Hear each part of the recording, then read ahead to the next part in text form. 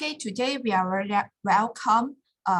We invited Mr. Kwang Keng Crasher. He's a data journalist and is the founder of the Data, which is a Center for Entrepreneurial Journalism. Okay, so we proudly welcome Mr. Crasher, and he can share the lecture now, and he will use bilingual to interact with students. So please take notes in his every slide, and later we will have some activity or exercise to do for students. So please be very welcome. Okay, Mr. Kwang Keng. So it's your time now. Thank you. Thank you, everyone. Thank you, everyone, for coming for today class. Yeah, I rarely give class to university students. The reason is that I think I'm a little too old to talk to young people like you guys. So whenever there's a chance to talk to students, I always appreciate it, and I hope we can enjoy the next 3 classes together. As usual, my class, I tend to be very informal.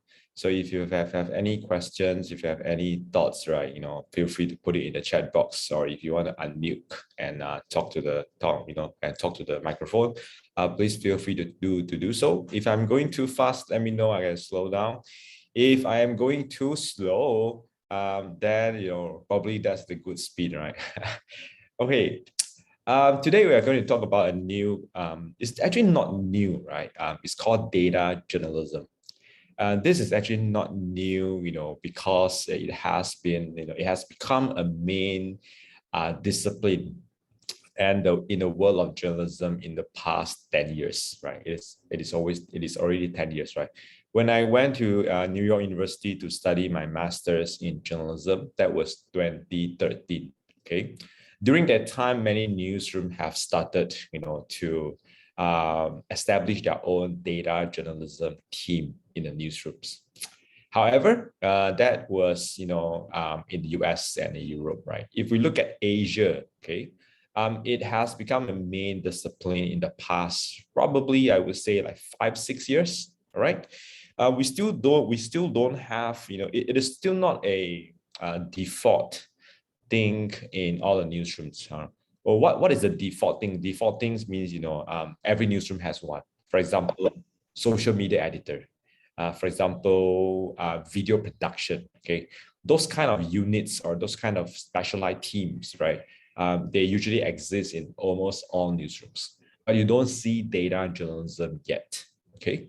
If we look at Malaysia, right, specifically for Malaysia, we have data journalism team in Malaysia Kini, Tanjung Tama. We also have data team at The Star.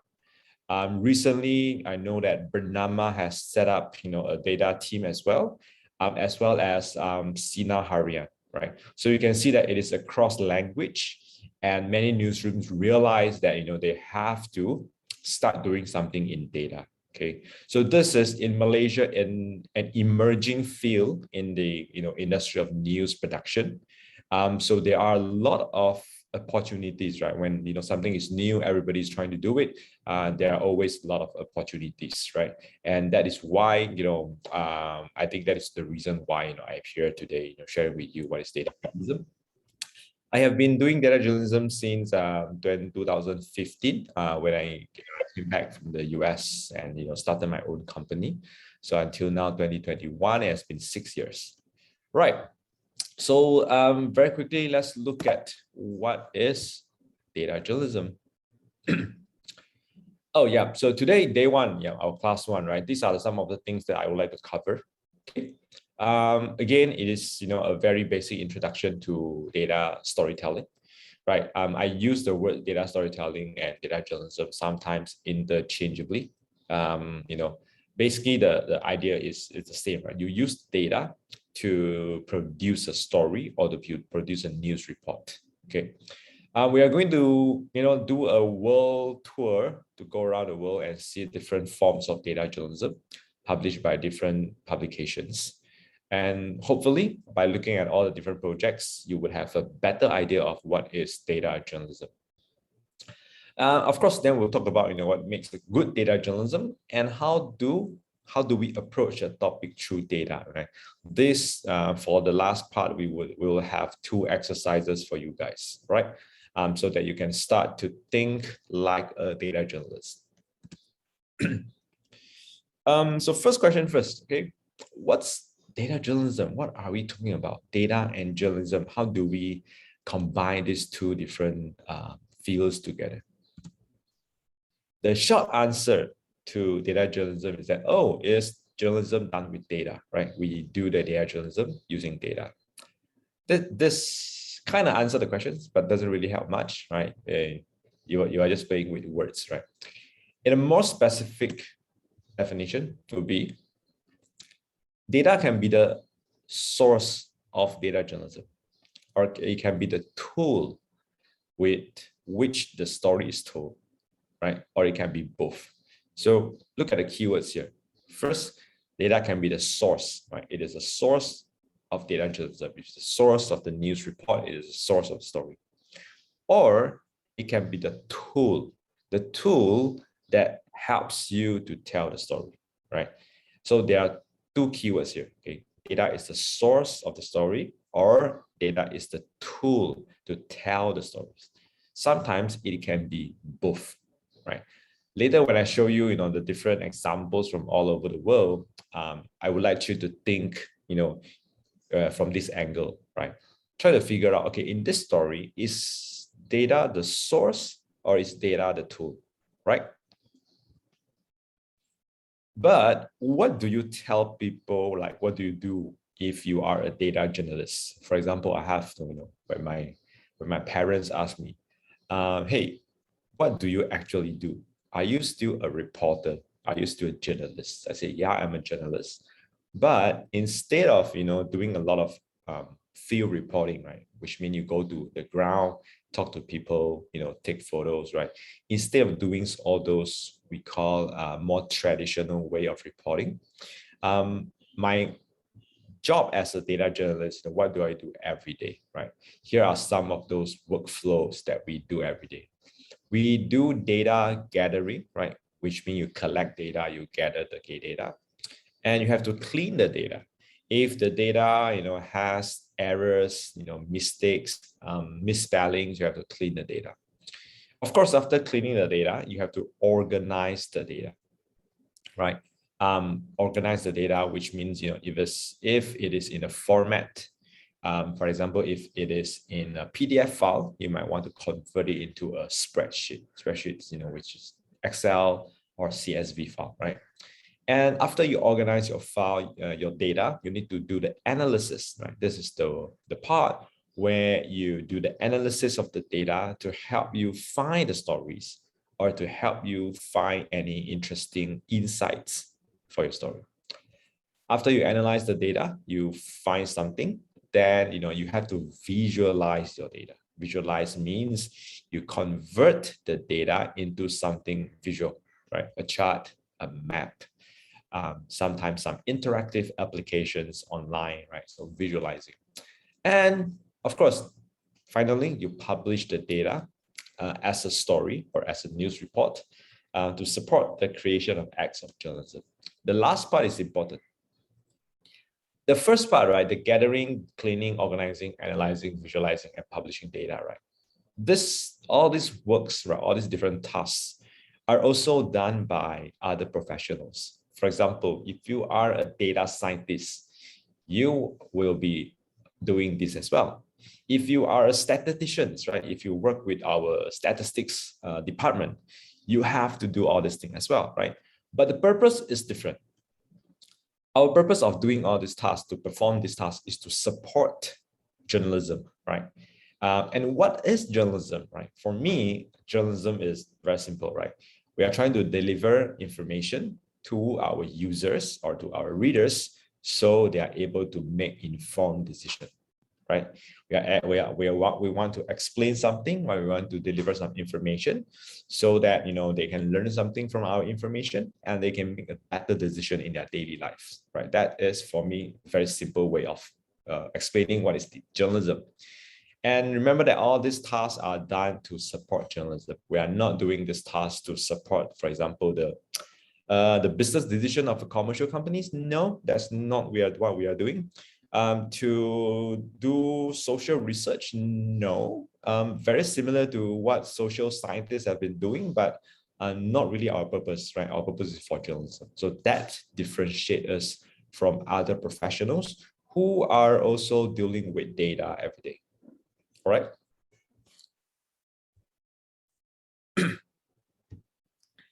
Then the next more basic questions, right, which is, what is data?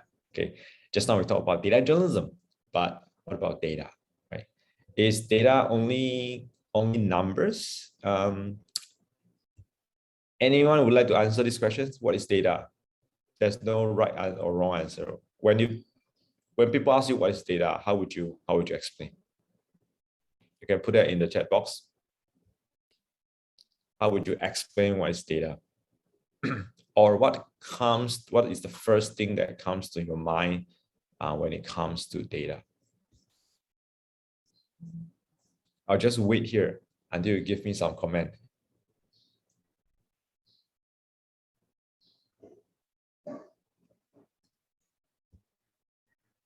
Okay, Guangfai says result. Shufen says truth. Oh wow, data equals to truth. Have you watched Matrix before? Are you guys too young for Matrix? Matrix 1, 2, 3, right? Yeah, right. So Matrix is telling you that basically the aliens, not the aliens, the AI, right? The robots use data to create a virtual world for you to live in, so that you don't realize what's the truth, right? So the AI is using data to cover the truth, right? Oh, some of you watched it yesterday.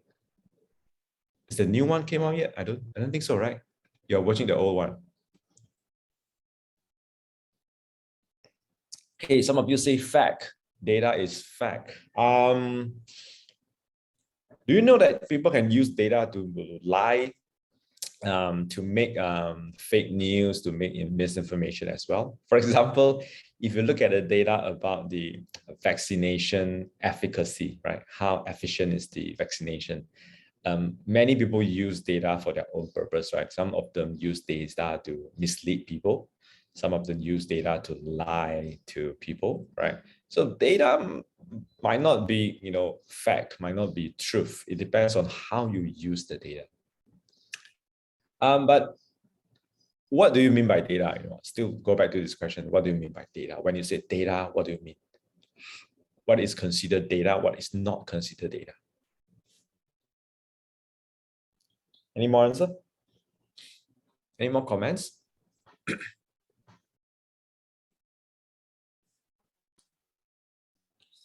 When people, or in Chinese, when people say that, okay, 数据, 数据, 什么是数据? How would you explain when people ask you? Okay, Suwon says numbers. Okay, any other thoughts besides from numbers? Is it just limit to number? Maybe I will just reframe my questions, right? Besides number, what else can be considered as data?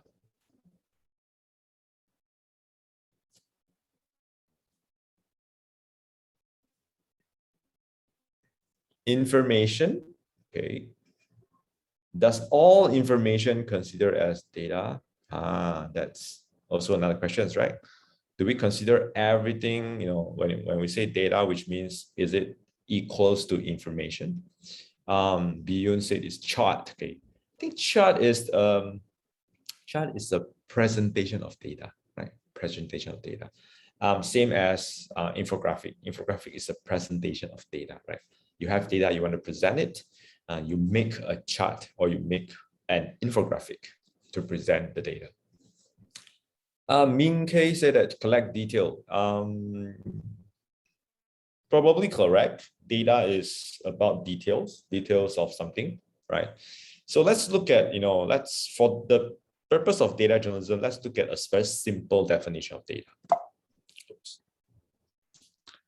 Aha, data is information, correct? All right, bingo. Not just numbers, but including number, right? They includes number, but not just numbers. Why? It is all sort of information, but not all information. The information needs to have a structure. Okay, 还有一个结构, a structure. What do we mean by structure? Structure means that the information. This is a little hard to pronounce here. Information that is repeatable in a predictable structure. Okay, what it means is that the information repeats, keep repeating, right?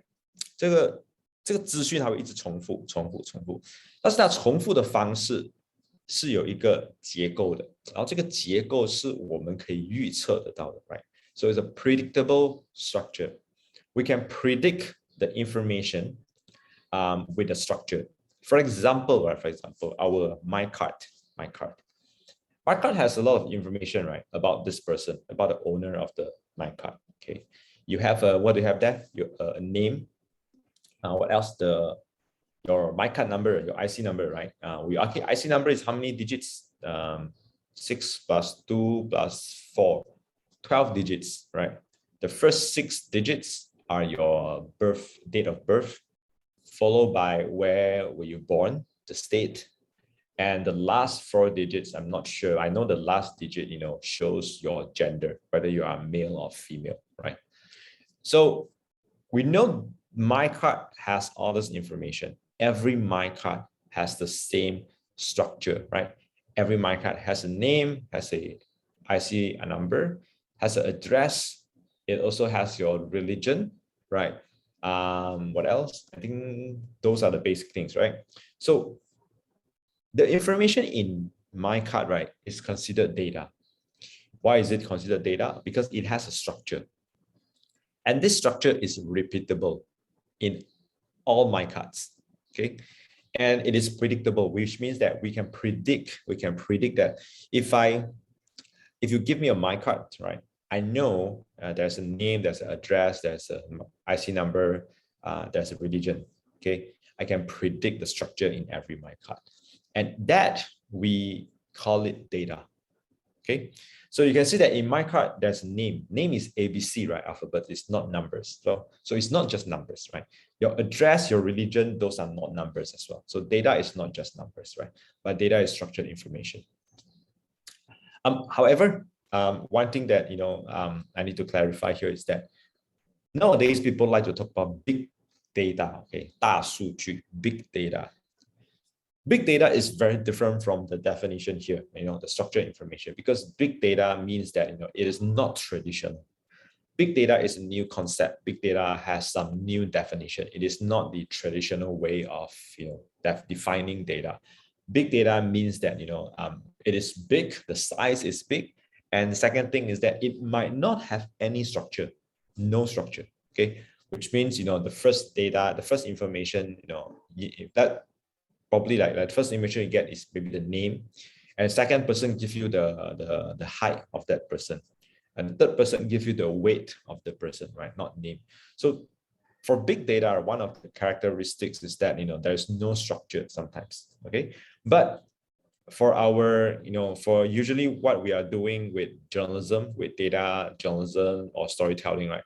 We only deal with traditional data, right? Which means the data that you can see in a spreadsheet, in a table format, right? With columns and rows, those kind of data, okay? With structure.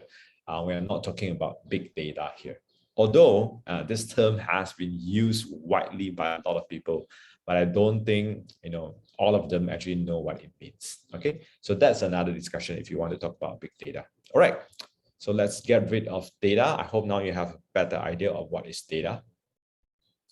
And now, why are people talking about data journalism? Maybe not you don't talk about it. But within the news industry, right, for the past 10 years, right, this is a very hot topic. At any journalism organizations. If you go to any journalism conference, if you go to some Global Journalism Conference, they would have some events or panelists, or panels, right, or forums about data journalism. Okay, and if you just search for data journalism, you'll see a lot of articles discussing about data journalism. So why is people talking about it and not like 20 years ago, 30 years ago, why nobody was talking about data journalism? Okay, it is very much related to how our society and our technology has developed.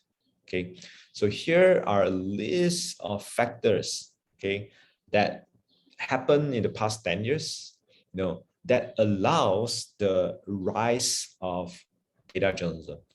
First, is a huge amount of data generated, right? We generate a lot of data nowadays. Not just the amount of data, but the data collected is more granular. Granular means very detailed, 很细的数据. Accessibility to data, right? It is easier to access to data nowadays, right? In the past, right, when we want to move data from one place to another place, right, it's kind of hard, right? Because we don't have very stable and fast internet, and we don't have very small storage, right? For example, now we use USB drive, we use cloud storage, right? It was not available, for example, 20 years ago. Okay. Accessibility to computational tools, which means that our technologies has become cheaper and cheaper and more powerful. So in the past, right, if you want to do some data analysis, you would have to get Microsoft Excel. And Microsoft Excel during my time, 30 years ago, it was not cheap, okay? But now you can have all the Google tools for free. For example, Google Sheets. If you cannot afford Microsoft Office, you can still get OpenOffice, right? So those are some of the free tools and cheap tools that you can use to do data analysis. What else? Accessibility to data collecting devices, right? Last time when you want to collect, in the past when you want to collect data, right, you have to probably, be there, take a pen and a paper and probably a form and take down the data, right? But nowadays, what do you have? We have all kinds of devices, right? For example, I'm wearing a Fitbit. The Fitbit is monitoring my heartbeat, my steps I take every day, right? And it's sent to me as data, right? So this is collecting data about my movement, about my health every day, okay? You use mobile phone. Mobile phone is collecting a lot of data from you, right? You have IoT, right? Internet of Things, a lot of different devices that people are using. You have sensors, right? All these devices make data collecting much more easier and cheaper and faster. More users prefer visual-driven information, So why is this important? It's because especially you guys, right, from the younger generation, you probably have a more diverse way of consuming information, right? In the past, text or 文字 is the main medium to deliver information, right? And audio is another more mainstream medium, right? People listen to radio. People read books and newspapers and magazines, right? Text-based, okay. But nowadays, because of internet, right, you have different types of platforms to, consume information. Social media is another one of them, right, and also a major one. And social media, emphasize a lot of visual elements, right? Videos, photos, infographics. And then we have more users, especially the younger generation who like content in a visual way. And why is it related to data journalism? Because the presentation of data journalism is to use visual. We use visual to present data. Nobody want to read a bunch of tables, right? The rise of misinformation, right? We know that fake news is everywhere, and one way of doing fact checking or to rebut some of those fake news, is to use data, right? Because data can help you to understand the facts better, right? The last one, open data movement. this is actually a global movement. More and more governments are opening up more data from the government that the government has collected from the citizens, right? For example, in Malaysia, there's a website called data.gov.my. If you open up this website, this is a one-stop center for all data from all the different government departments and agencies, right? So open data means that, make the data open so that everyone can use it, right? It is a global movement which contribute to more data. Okay, then I have this interesting picture here on the right-hand side. I think you all can read Chinese, right? So give it a guess. What is this? I saw this when I was traveling in China. I think it was in Hangzhou a few years ago. What do you think this is? And where do you think I saw this? This picture.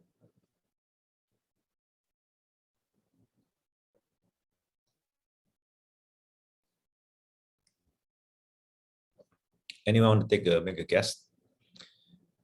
What is this? What device is this, and where? Make a guess of where did I see it? I mean, where do you install this device?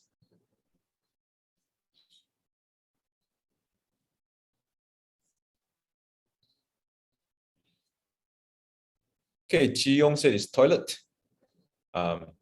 Any other answers?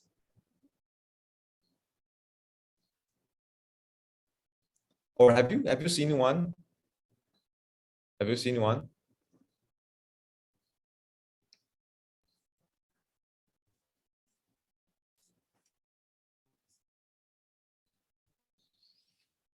Restaurant. That makes sense, right? Because you get free toilet paper at restaurant. Okay, this is a device that I saw installed at the public toilet. Okay, public toilet, and it is a toilet paper dispenser. Okay, so you are able to get toilet paper from this device. Okay, so I think two of you got the answer, right? Okay, but how do you get the toilet paper? Is that you need to, Saoma, you need to scan the QR code, right? With Weixin. When you scan the QR code, then you will get one piece of toilet paper. All right. If you want to get a second piece, you scan again, you get a second piece. So you have to scan many times if you want a lot of toilet papers. Right. If you are the manager of the public toilet, why do you need this kind of device? And what purpose can this device, what benefits can this device gives you if you are a public toilet manager? I know that's not what you are here to study for. But let's imagine that, okay, if you manage, all the public toilets in Hangzhou, okay, Biyun said is to prevent wasting. Yeah, probably, right? So that people won't use a lot of toilet papers because you makes it hard to get the paper, right? Every time you need to scan it. But what else can you get from this device when you make people to scan your device? Yeah, Suyun, yeah, to collect user information, correct? What kind of information can you collect when you ask people to scan the QR code?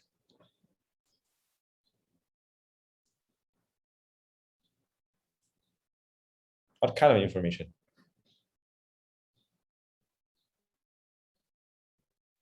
The number of paper used per person, right? Correct. Yeah, that's one of them. The number of papers, everyone use. What else? What else? What can those data help you?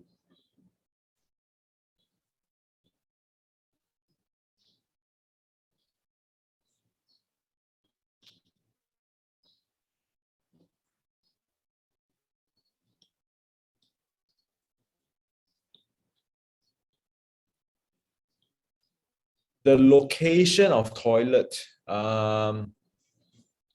but I know where I built my toilet, right? So I don't really need the location of the toilet, right?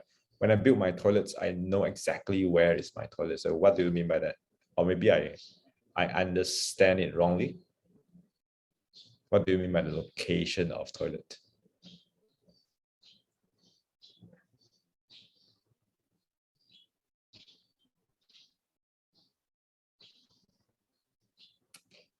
Okay, think about it, guys. When you scan a QR code, what happened to your phone? Usually when you scan a QR code, what happened to your phone? Okay, Su Yun said when they have a lot of toilets in an area, so they are able to know the location of the toilet. What else? Come on, guys, you are a public toilet manager. I don't think you have I don't think you're very suitable to be a public toilet manager. Okay, some of you have said you can have toilet paper advertising. Yeah, advertisement, you sell advertisement. It doesn't have to be toilet paper, right? It could be like tourism information. It could be some government information, right? When you scan a QR code, it opens up a browser and show you some any kind of information, right? So you can use that to sell advertisement. Okay, correct. Shu Fen said that it can access personal information, name, age, gender, phone number, email. Yes, if you allows it to happen, right? Any phone, if you are using iPhone, I don't think it will give out your personal information every time when you scan a QR code. It will ask if the device is asking for those information, your phone will ask you, do you allow your information to be given? Probably you need to click allow before you can get a paper, right? Okay. So yes, it's to collect personal information. So let's tell you that I'm actually a very good public toilet manager. So I'll tell you what we can collect from here, right? So first, one of you got it correct, right? I will be able to know how many pieces of toilet papers everyone used. Okay, that is one. Second thing, I will be able to know how many people use the toilet, right? I will be able to know which toilet. Let's say I am managing 100 toilets, right? Public toilets in the city. I will be able to know which toilet has higher usage, which toilet has less usage, right? Another thing is that I would be able to know how many users for male toilets and female toilets, because most user, right, before you go in, you will scan, take the paper, and you go in, right? So I can calculate that. What else? I will be able to know how many times one same person use the toilet in a certain period, right? I'm able to track each person. If you use the toilet, like if you keep using my toilet like 100 times a day, the same mobile phone, then I know that that's a problem, right? That it's not usual, right? I'm also able to help. This will also able to help me to refill my toilet papers more efficiently. I know exactly how much toilet papers left in each public toilet, because every time when you scan a toilet, you can only take one piece. Okay, so I know how many pieces left based on how many times the device has been scanned. And so that for that purpose, right, I don't have to send my workers to refill the toilet papers, right? For all the toilets. I only send them to the toilets that are running out of papers, right? So there are a lot of things that I can do with the data. I can do future planning because I will be able to know which areas needs more toilet because the toilet's usage is higher in that area. I also able to know how many toilets should I build for male versus female. Nowadays, we always get the same number for male and females, right? Because we don't know how many people need, right? So we just build, let's say, $5 for male, $5 for female. That actually doesn't make sense, right? We know that always, there are long queues outside of female toilets. So with this data, I'm able to collect, right, the very granular and very exact data, which can be very useful for my future planning. Okay, this is just one example to show you, right, the data collection process, using a device and how granular the data it is collecting, right? It knows how many pieces of toilet papers you use every time when you go to toilet. and it knows how many times you go to a toilet, you go to a public toilet, right, in a city every day, and how frequent you go to the toilet, right? These are all very granular and very personal data, correct? But this is the society that we are living in now, right? Everyone is trying to collect data from us, and so that they can make some decisions, they can make some things that are able to affect our decisions. For example, make us to buy more things, make us to spend more money and things like that. So in this society, right, the nowadays, right, understanding data and inform our users about data, about the whole data ecosystem, the whole data environment is key for journalism. Because why? Because data is everywhere. Everyone, whether it's the government, whether it is the private sectors, the private companies, everyone is trying to get more data from you, and those data is very valuable, right? Those are very valuable, and because of this, you are a journalist, right? You want to inform the society, right, so that they can make a better choice. So if you don't understand how data works, how are you going to inform them, right? So this is something that I think is important for everyone living in this era to understand. Okay, how data works, how data affects our life. On top of that, because you are a journalist, you need to know more about data, so you are able to inform your users. Okay, this is just one example, right? There are many other examples, but this is one that I think is a good example to show you how personal data is collected, right? How and how granular, down to the detail of how many pieces of toilet papers you use. All right, so then now we are going to around the world. Let's make a trip to look at some of the data journalism stories that have been done by others, right? These are some of them award-winning stories, just so that we have a better idea of how journalists use data to tell story. So let me go to my browser. Right, the first story I would like to share with you is in Russian, right? Anybody reads Russian here? No, right? This is not a Russian class, I know. I don't as well, but luckily we can translate to English. This is a story done in Kyrgyzstan. Kyrgyzstan is the Central Asia country, okay? And the story is about, femicide, femicide, which means, the murder of a woman, okay? Femicide, right? And they use data to look at how serious femicide is in Kyrgyzstan, right? They use data to look at this issue. Femicide happens in all societies, right? When women are murdered or killed, right? And sometimes it is related to gender inequality, okay? 性别平等, okay? And if you look at the story, so let me just scroll down.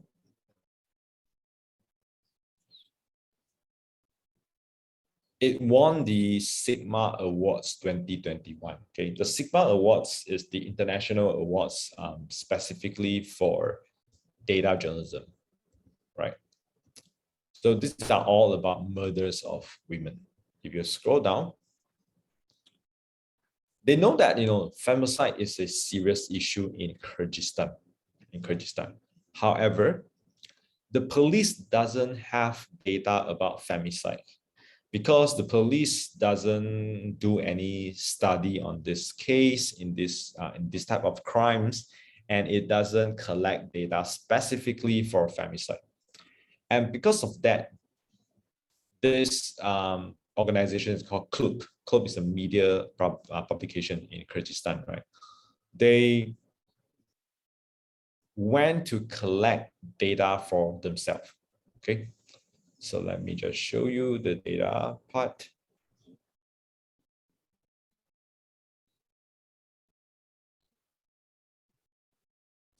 Here is the data part, right?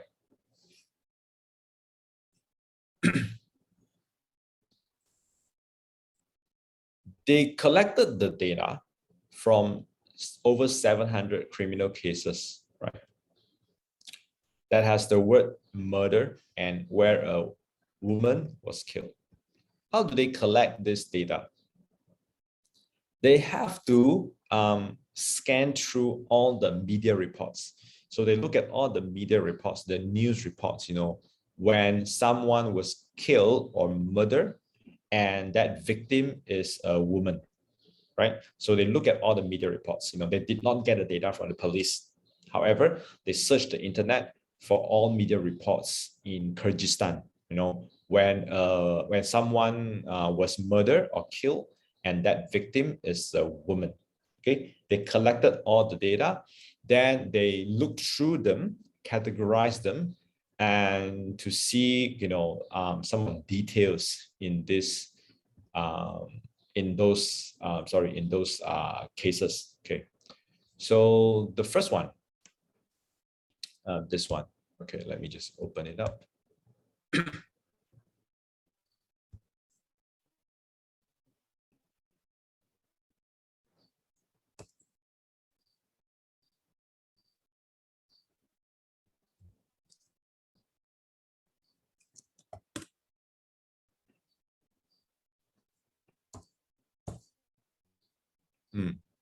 Hold on. Why is it not working?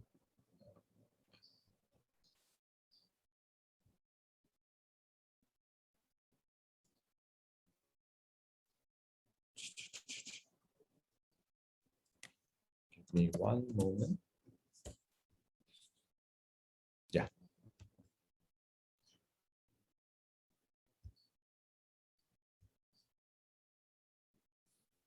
So what they found, from the media reports, they did their own analysis, is that in every 10 cases of women killed, right, the murderer or the killer, right, are men. Okay, so you can see that man and female and unidentified, right?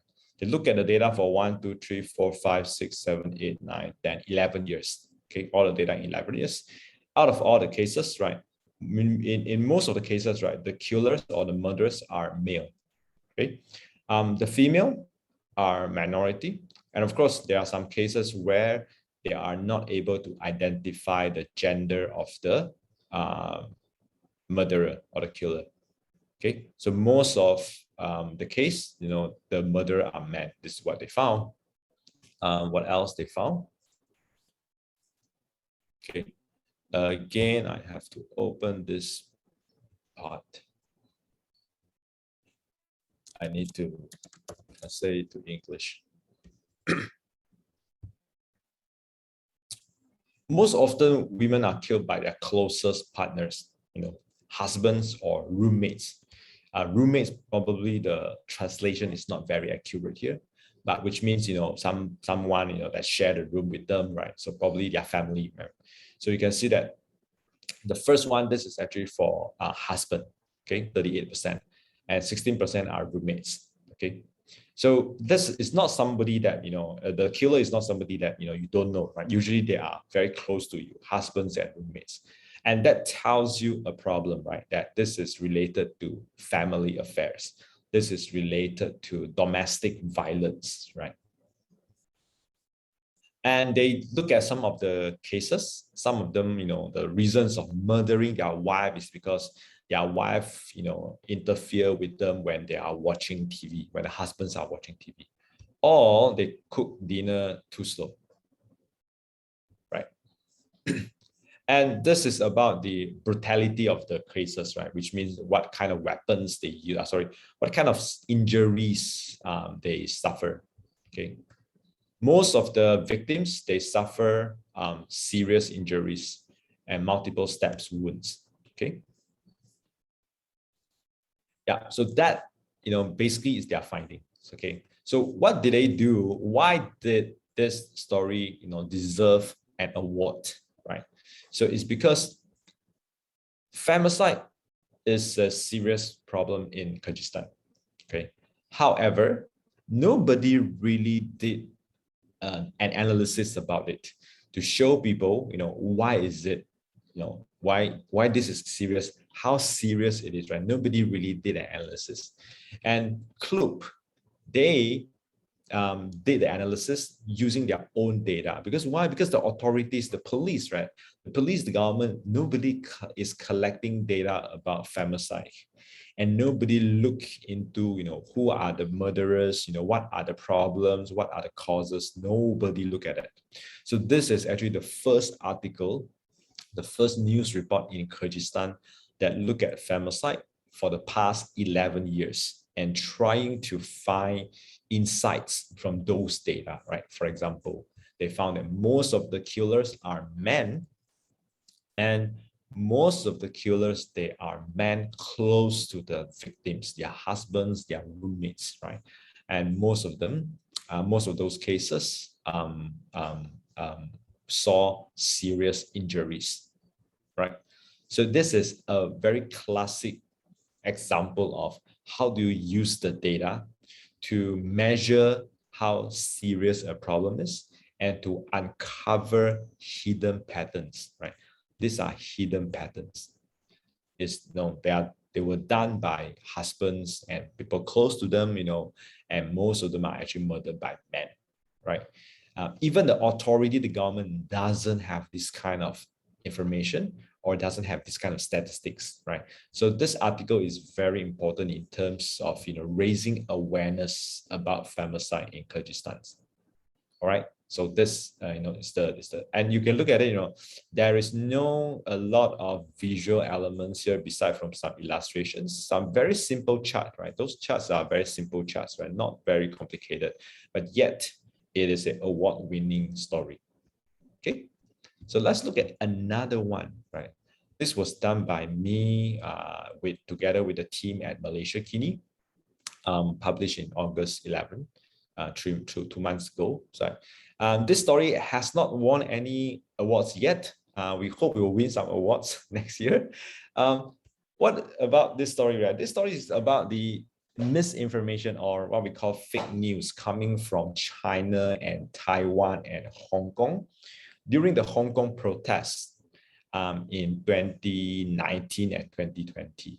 Okay, so again, it is a data story. Why? Because we are trying to uncover how those misinformation, right, arrive in Malaysia. How did the information that we saw on our social media, where did they come from? Who brought them in? Who distributed those information, right? And how many people have read them? What is their engagement? What is the reach of those misinformation? Okay, what we did was, you can see here, we collected over 11,000 of Facebook posts, 11,000 of Facebook posts published on 84 public Malaysian Facebook pages. Okay, we use a tool called CrowdTangle and also another tool called Zenru, right, to collect all this information. Then we went through the 11 posts. We actually read them one by one, right, to see whether there are any false as misleading content. And not only that, we trace their origins and their distribution path, which means we try to find out, where did this information coming from by using some fact-checking technique, right? For example, Google search. Sometimes we use reverse image search, right, to find, where this information coming from. And what did we find? We find that many of those misinformation were imported by the local mainstream Chinese language media, right? 我们的中文媒体. They are the one who imported the information from China, from Hong Kong, from Taiwan into Malaysia, republished them. And because of their republication, the Malaysian audience are able to read them, right? And some public pages, some Facebook pages, use those information and distribute to more Malaysian audience, right? So in the sense, they amplify the messages. So we use this chart, for example, to show you how a specific piece of information travel from China. The red colors means Chinese media, to the yellow color dots. The yellow colors are local Malaysian, local Chinese media, and to the blue color dots. The blue colors are Malaysian Facebook pages. Okay. So we trace them. For example, the first story came from the Global Times, 环球时报, right? 环球时报 is actually a publication under the 中共政府, under the CCP, Chinese Communist Party. Right. So after that, this story reached the Global Times English version. Right. It started from the Chinese version. It reached the English version. And from the English version, it was republished by various other media in China. For example, CGTN and Sina News, right? Xinlanghua. From there, it reached local newspaper. Our three major Chinese news papers republished the story, right? And from there, it reached our public pages. For example, the Facebook page called Bineng Lang, Bing Chen Ren, right? And there are also public pages, for example, Community Guantan, and Ipoh Forum, the Yibao Cui Sui Zhan, and the other Cui Sui Zhan, okay? So again, this is a story where we really look at the data and try to figure out how information travels across borders from one country to another country. Who are the main players inside here? Okay, so this is another way of using data to investigate the operations behind information operation, what happened behind information operations. Right, let's look at another example. This is an interesting one. This was done by New York Times during the pandemic. So let's quickly look at the story. So I'll just explain to you the important part of the story, right? Let me show you the chart. All right, this is the most important chart. Okay, New York Times wanted to find out, during the pandemic, when people are asked to stay at home, right? Don't go out, because if you go out, there's a higher chance of you getting infected by COVID-19, right? So the safest way is to stay home. However, not all people are able to stay home. We all know that, right? Because some have to go out and work because they are, essential workers. Some of them have to go out and work because they are probably delivery guys, right? Like those Food Panda or Grab, right? They still have to go out and work. Okay, so there's a difference between those who can stay at home and those who cannot stay at home. It's not that they don't want to stay at home; it's because they have to go out to work to earn, their living, so they have to go out, right? So they look at location data.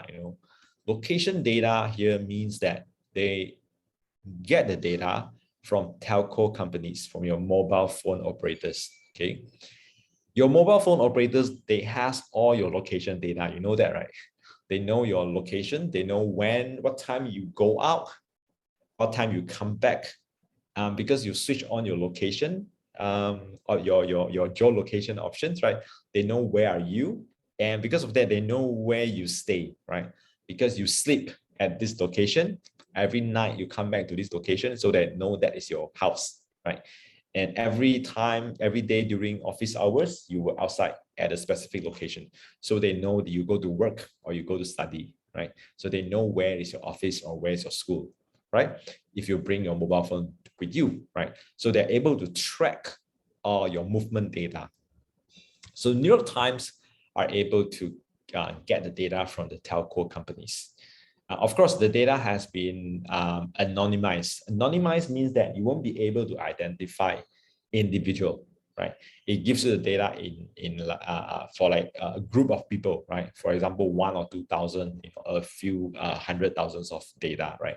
You won't be able to identify each of them. So there is no There's no privacy problem here, right? Because you are not able to track who is that person. Okay, so they get the data, the location data from different neighborhood in different city. Okay, and they draw this chart. So for each city, right, they look at the data from the poorest neighborhood and the wealthiest neighborhood, right? 最有钱和最贫穷的地区的那个location data, okay? And they plot this chart, right? Along this line, if you're along this line, right, which means this is normal movement before the pandemic, before the pandemic. If the line goes down, which means that until here, which means that is 50% less movement than usual. Okay, you cut down your movement, which means you stay home more by 50%. If 100%, which means that you don't go out at all, you just stay home. Okay, 100%. Okay, so when the line goes up, which means that you move more than usual. Usual means the movement before pandemic, before March 2020. Okay, so if you're on this line, you're near to this this center line here. If you move along here, which means that it's normal, right? It's usual. When you see that when the pandemic started, right, people start to reduce their movement, right?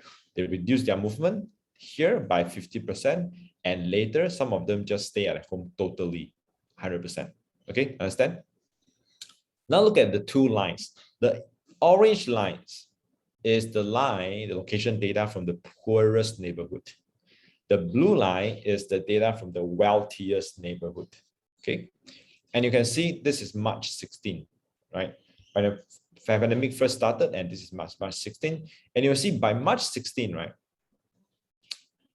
The wealthiest neighborhood, they are able to cut down their movement by 50%, right? Okay, but for the poorest neighborhood, right, they are only able to cut down probably 20% here. Okay, when they reach 50%, same as the wealthiest neighborhood, right? It took them several more days to reduce their movement to 50%. Which means what? Which means the rich people are able to cut down their movement much faster than poor people. Okay, this is interesting, right? Because if you don't look at the data, you won't be able to see the comparison. And this is the same. Okay, so you can see that the difference between March 16 and March 19, so 3 days. The rich people are able to reduce their movement by 50% on March 16, but the poor people have to wait for another 3 days before they're able to do so. Because why? Because they have work that they have to perform, right? And this is the same for in all different cities. You can see New York, Boston, Baltimore. You can see always the blue line comes down faster than the yellow line. Not just faster, but also lower, usually lower, which means they're able to stay at home more than the poor people. Okay, so this is using location data to show the disparity in your city, right? 它让你看到这个贫富的鸿沟，不只是显示在你的收入，也包括说你有没有能力留在家里，然后不出门，然后来避免感染的风险 ，right? But this can only be done if you have the location data, right? If not, then there's no way for you to quantify it, right? 你很难去很准确的把它测量出来，如果你没有这一些数据的话。然后这是一个非常有创意的方式，因为这个数据不是政府的数据，不是什么研究员的数据啊，或者是什么大学里面的数据，这些是从你的这个电讯公司那边拿到的数据，然后这些数据原来可以在疫情发生的时候来进行这样的一种分析 ，OK？ And the data you don't even have to buy the data, right? The telco shares the data with them, right? Okay, another story.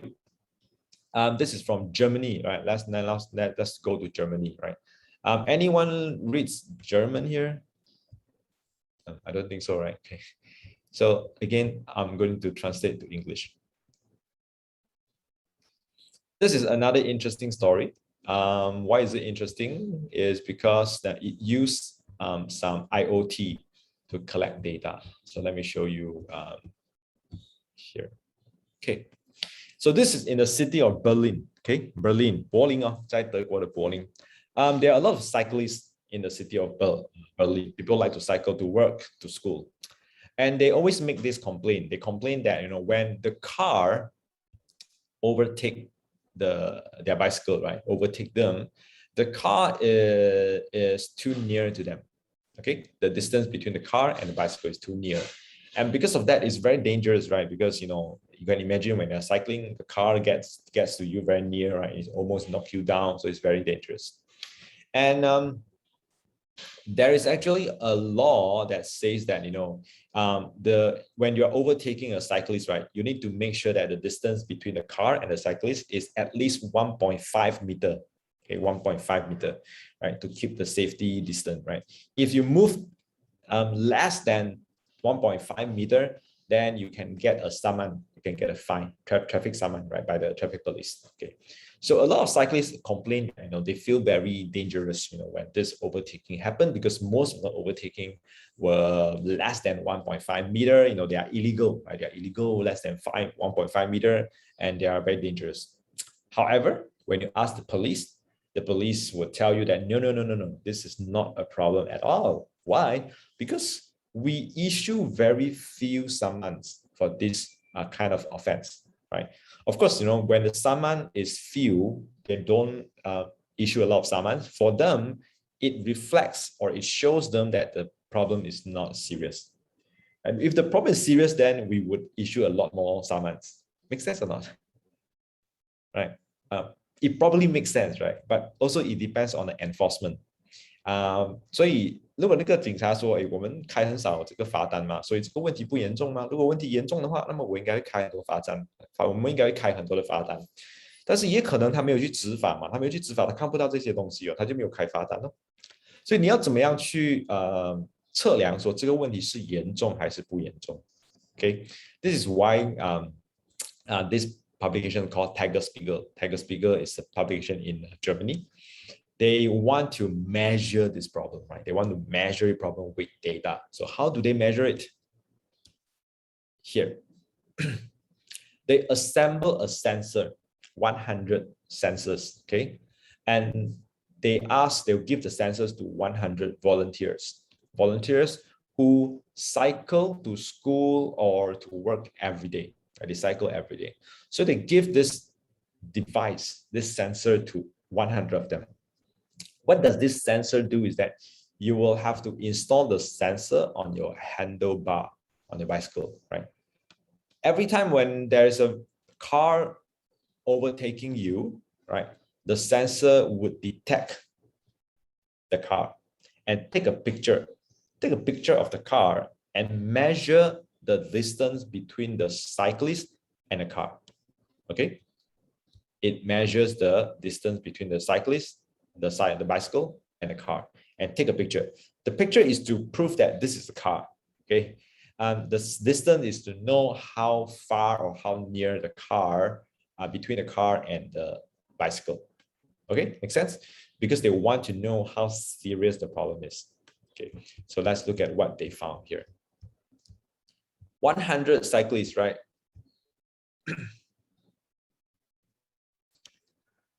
They are able to, the devices that they use are able to record over, let's look at a number here, over 16,000 of overtaking at different locations in the city. This is the city of Berlin. Okay, they are able to record 16,700 overtaking, right?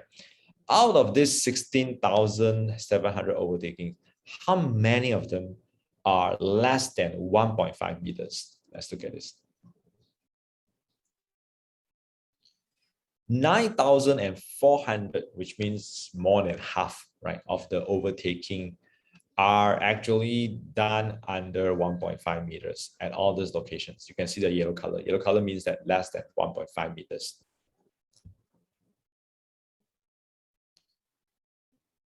out of the 16,000, 3,000 are overtaking under 100 cm, 1 meter. Okay.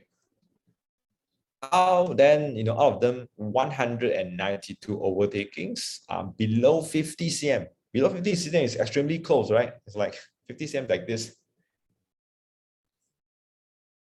So using the data, are they able to, what are they trying to prove? They are trying to prove that it is actually a very serious problem in the city, because out of 16,000, right, we have 9,000 of overtaking which are under 1.5 meter, which means over half of the overtaking are considered illegal and dangerous in the city. So this is, totally opposite of what the police is trying to argue. Okay. They have more about the data, so they did the analysis on the data. This is all the overtaking. Okay. You can see the yellow color, the red color, the yellow color, orange, and red. These are the overtakings less than 1.5 meter. And it happens in all different parts of the city. Okay, not just a specific part, but all different parts in the city. You see the same kind of distribution. These are different parts of the city, and how you can see how many of them are yellow, orange, and red. Okay, compared to the gray one. Gray one, these are the safe one. These are the one that are more than 1.5 meter. And this happens at all hours, right? This is the time. This is the clock. Yeah, this is 12 o'clock, and then 1, 2, 3, 4, 5, 6. The times, right? So it happens in every time, right? All different hours. Okay, let me just show you the interesting things that they found. They found that if you are wearing a safety vest, right? A safety vest and you cycle, right? It doesn't make any difference. The car will not move further from you because you are wearing a vest.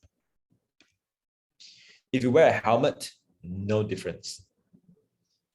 If you are a senior citizen, right? There's no difference. The car won't stay further from you if you are a senior citizen. If you and men and women, no difference. If you have a kid behind your bicycle, there is a slight difference, right? The car will move further away from you by 8.4 centimeters only, right? 8.4 centimeters like this, right? The car will see that, oh, there's a kid, so probably I should keep a further distance. But the difference is only by 8.4 centimeters compared to cyclists that has no kid behind them, right? If all this overtaking were given a traffic summon, right, that would bring 282,000 extra income for the city of Berlin, right? Which means that the enforcement was a problem and they will not be able to spot all the offenses and collect this traffic fine, right? So yeah, this is the story, right? Again, what is the lesson of the story? The lesson of the story is that we are trying to use data to measure a problem that is happening in our society. And again, in this case, the authorities or the government, the enforcement agency is not collecting any data. So the media has to collect their own data, do their own analysis, and then make a case to the government saying that, hey, according to our data, this is a serious problem. You need to take action. Okay. After they published this story, interestingly, is that other cities, right, in Germany, even in Netherlands, right, they started to ask Tiger Spiegel, hey, can you come to our city and do this for us?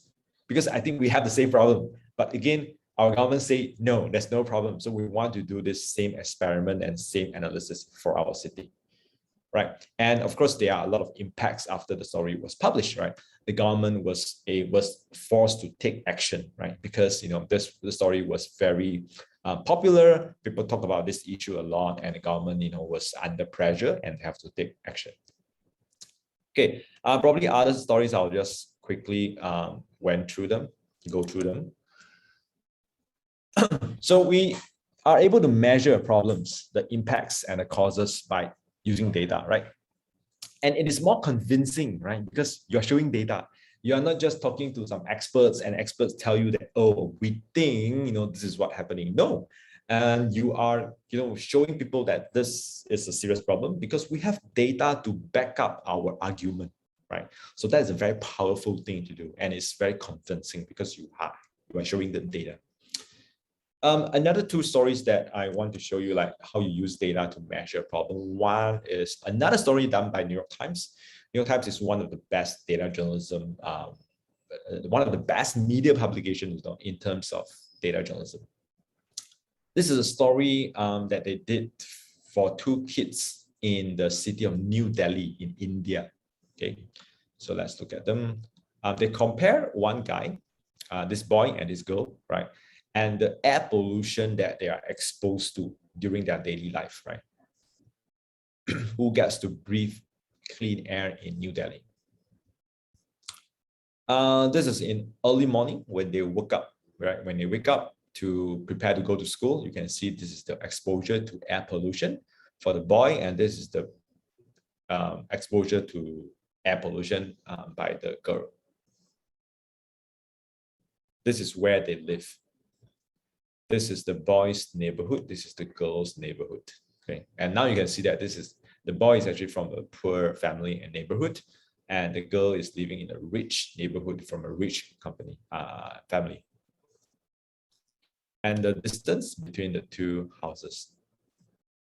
Now they are preparing to go to school. You can see again the numbers of the air pollution. All right. So how do they measure the air pollution, right? They actually ask them to bring a personal air pollution sensor with them, the small one. They have the air pollution sensors with the boy and the girls, as well as in their house, where they live. So they're able to record all these numbers. And this is the filter that were inside the pollution monitors for the two kids. This is for the boy, this is for the girl. So you can see the difference here. So when they go to school, they bring along their pollution monitor with them, right? And you can see that this is throughout the day, right? This is the air pollutions for the girl. And another line is the pollution for the boy. Okay, this throughout different hours, throughout the day. Right? And you see, this is how he went to school. This is how she went to school, and the air pollution's exposure to both of them. Again, this is their school. You can see this boy, this poor boy. The school is actually under a railway, a train railway. So they show you the location of the school. In the rich girls' schools, right, there is actually a huge air filter in the basement of the school. So the whole school is actually filtered. The air is actually filtered, right? This is how their classroom looks like for both kids. And now they will tell you after they leave school what happened. I think this is after school, like extracurricular activities. They would have their lunch, right?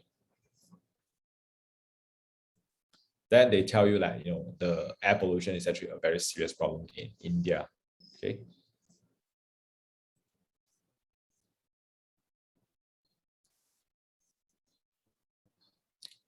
And now they are, before they came back to went back home, their parents are preparing dinner for them, and you can see the way they cook their dinner, right?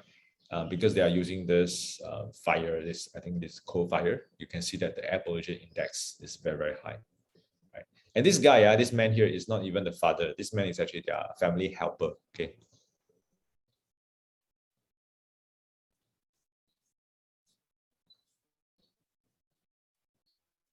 Right, and these are the parents. This is the mother of the boy, the mother of the girl. So both families give consent for the reporters to track the air pollution exposure of their kids. And when you go to sleep, right? Actually the girl, exposed to the highest air pollution when she goes to sleep, 120. Of course, compared to the boy, this is still very, very low. And that's it. Okay. So what is so interesting about this story, so good about this story, is that not only it uses data to measure the disparity between a rich girl and a rich and a poor boy, right? It is also the use of videos and maps and charts, right? So it's very engaging and very attractive because of the use of videos and put them side by side to let you see the contrast. Okay. And again, the data here, it is able to quantify the issue. Okay.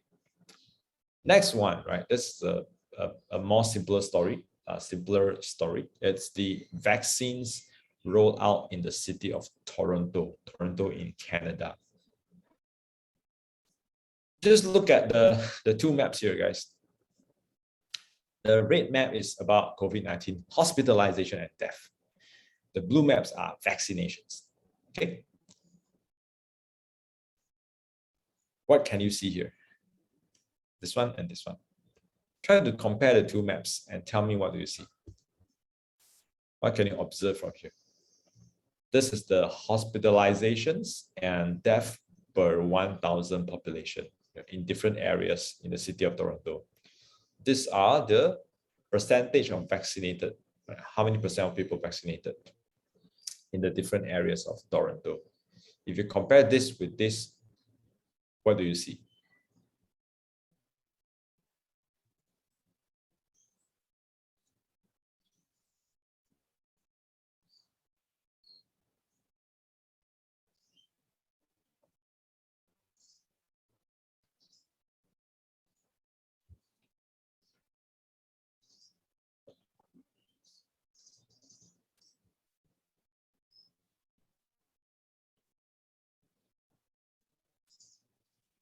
Try to compare like the colors and the colors. What do you see? Do you see a problem here? And what is the problem?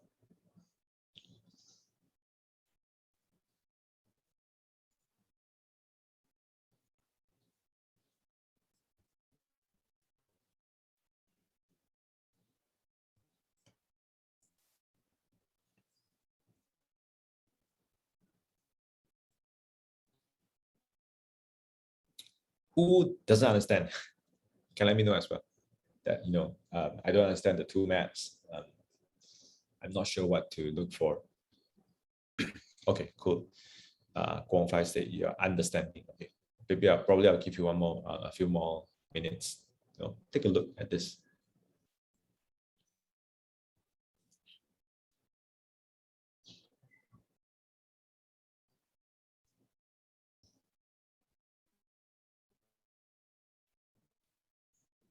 What is the message or what is the problem presented by these two maps?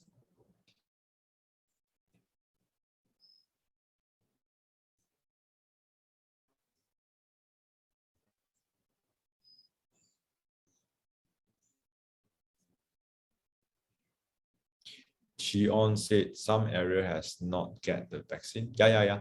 You can look at the vaccine here, right? Some get more vaccine, some get less vaccine, right? But how do you connect this map with this map? What is the relationship? Can you see the relationship? This one shows you which area has higher vaccination, which area has lower vaccination. This map shows you which area has higher hospitalization and death due to COVID-19.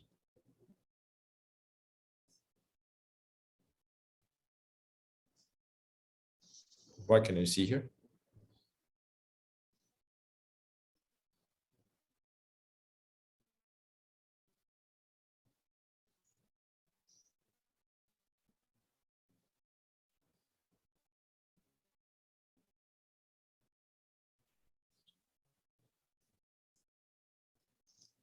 Feel free to unmute and speak as well if you are lazy to type.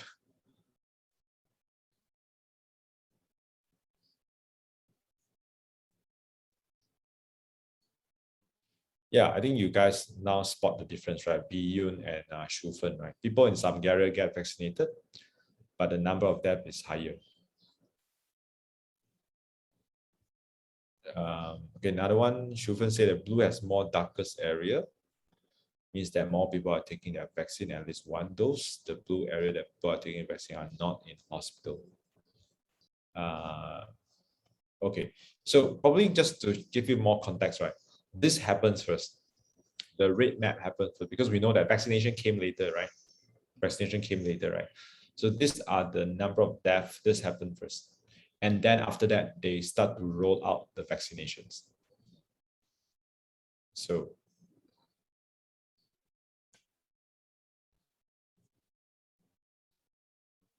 you haven't got the point yet.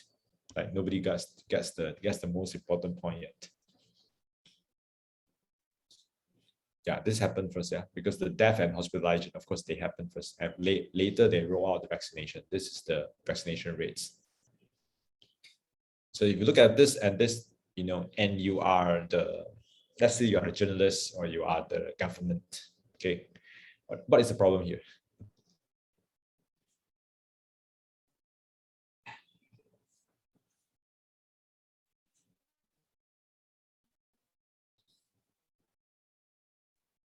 Maybe you can unmute the voice and voice out. 我们可以直接讲。我们可以直接讲，你们懒惰打字就直接讲啊。Beyond 你有发现什么吗 ？Beyond 直接讲哦。讨论一下啦。不平均吧，可能就是都是集中在中间。就在中间哦。So the problem here is that, you know, it's actually quite clear is that, you know, areas with the lowest death, right? You can see the middle area here with the lowest hospitalization and death. But these areas get the highest vaccination rate. Okay. Areas that have the highest death and hospitalization here, right, get the lowest vaccination rates. Which means the vaccination campaign has a problem here, right? You are not reaching the areas with the highest hospitalizations and death. It is very different from what is happening in Malaysia, right? Malaysia, we know the highest death and the highest number of cases are in Klang Valley. But Klang Valley is the area with the highest vaccination rate now, because the government think that, you know, we should give priority to Klang Valley because, you know, Klang Valley is the hotspot of the pandemic. Okay, but in Toronto, right? In Toronto, you can see that the areas with the highest death, they are not getting vaccinated, but the areas with the lowest death, they're getting vaccinated, right? So there's a problem here. Okay, so that is what this story is about. Okay, 各位明白哦？最多人死的地方的疫苗的那个施打率是最低的，最少人死的地方、入院的地方，反而是打最多疫苗的那个地区。So that is the story, right? And you can see that new data reveals that Ontario's vaccine strategy is missing the most vulnerable areas of Toronto. Ontario 就是他们的首都啦，就是指政府啦。Vaccine is missing the most vulnerable areas of Toronto, right? Which is this area. These are the most vulnerable area, right? But at the same time, they got the lowest vaccination rate. Why is this so? So they look at the data, they plot the map, then they found this problem. There is a problem with the vaccination rollout, right?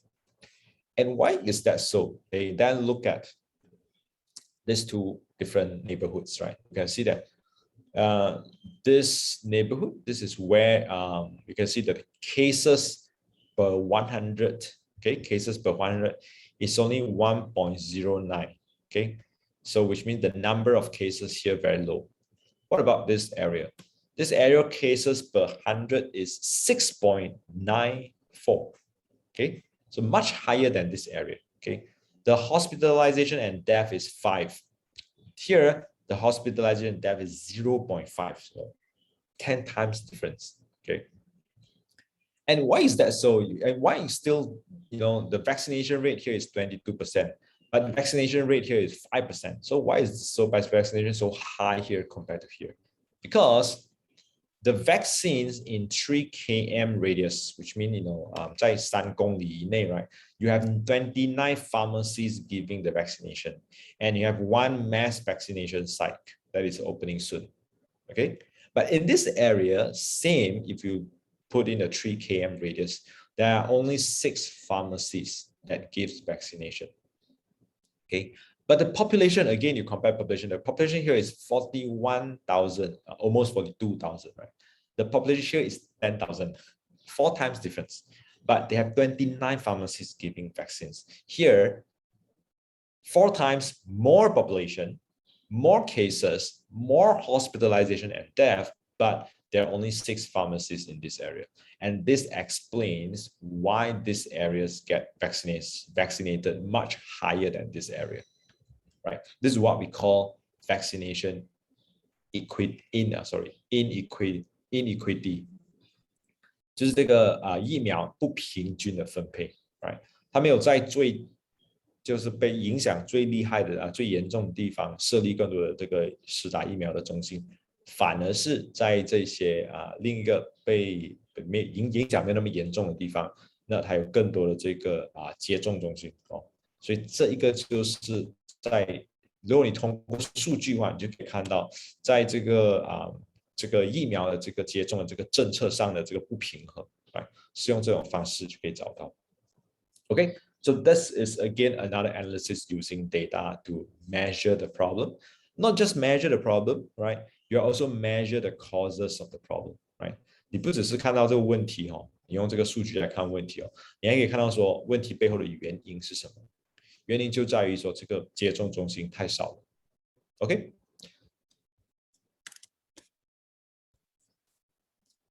Better investigation. I'm sorry, this box shouldn't be like that.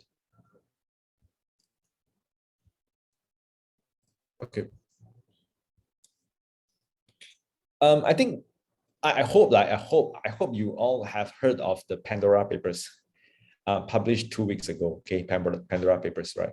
Why Pandora papers is a data journalism project, right? Because it involves huge amount of data.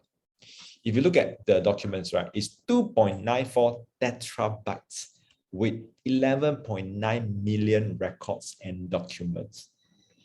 If someone gives you, 3 terabytes of data, and even though this is the data about corruption, about power abuse, about offshore accounts, right? Offshore accounts 就是那些离岸的那个银行户口, about money laundering, right? Even if they give you the documents like that, right? It doesn't mean you're able to do investigation or story from it, right? Because first you need to figure out, how do I analyze 3 terabytes of data with 11.9 million records? Okay, so that is the first problem, right? So even if the whistleblower 那个吹哨者把这些东西全部搬给你放在你面前，你都不能够做什么？为什么？因为这个数据太多了，文件资料太多了，你要想办法怎么样去处理这个文件，对不对？所以这个也算是data journalism 的一种，就是我们怎么样在这种大量的文件里面去把重要的资讯给找出来。Okay. And okay, I don't need you to read all these details, right? But just to tell you that the problem is that they have emails, here, they have emails, they have PDF, they have Word documents, Not only they have a lot of data, the data are in different formats. Some of them are emails, PDF, Word documents. Okay, some of them are images, 照片拍照放里面 okay, images. So how do you process all these different documents and do your investigations? Okay, so there's an article that explains what did they do, the ICIJ, the international unit that is in charge of this investigation is called ICIJ. ICIJ, how do they go through all these things? What are the tools they use? What are the technologies they use, right? They're all in this article. I will share with you all my slides when we finish, okay? So don't worry about that. When you have time, have a read at this, right? This is one of the most important global investigations that happened during our time. and inside you will find that it's not just a journalism problem, it is actually a technology problem as well. Okay, let's look at a video. How do you use data to explain things better?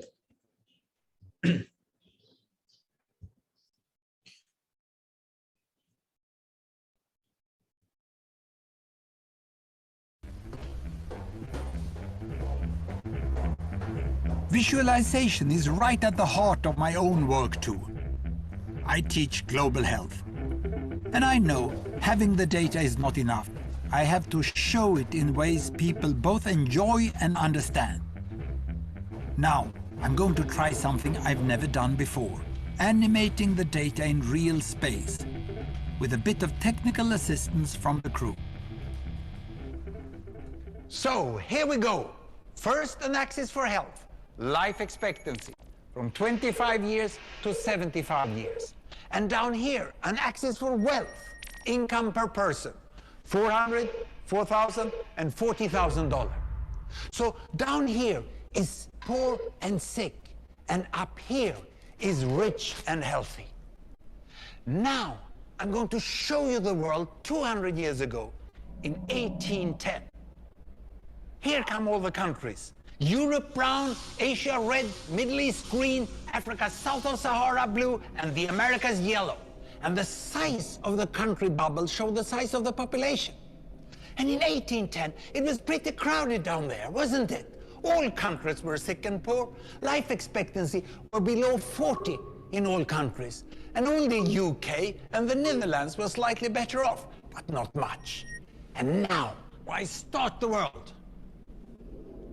The Industrial Revolution makes countries in Europe and elsewhere move away from the rest. But the colonized countries in Asia and Africa, they are stuck down there. And eventually, the Western countries get healthier and healthier. And now we slow down to show the impact of the First World War and the Spanish flu epidemic. What a catastrophe! And now I speed up through the 1920s and the 1930s. And in spite of the Great Depression, Western countries forge on towards greater wealth and health.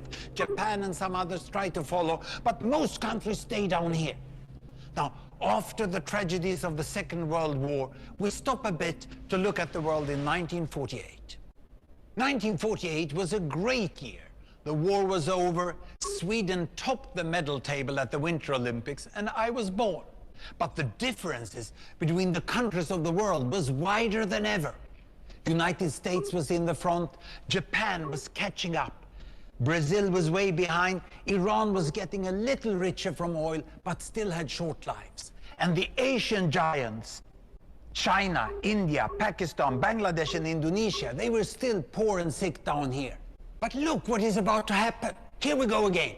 In my lifetime, former colonies gained independence, and then finally they started to get healthier and healthier and healthier. And in the 1970s, then countries in Asia and Latin America started to catch up with the Western countries. They became the emerging economies. Some in Africa follows. Some Africans were stuck in civil war and others hit by HIV. And now we can see the world today in the most up-to-date statistics.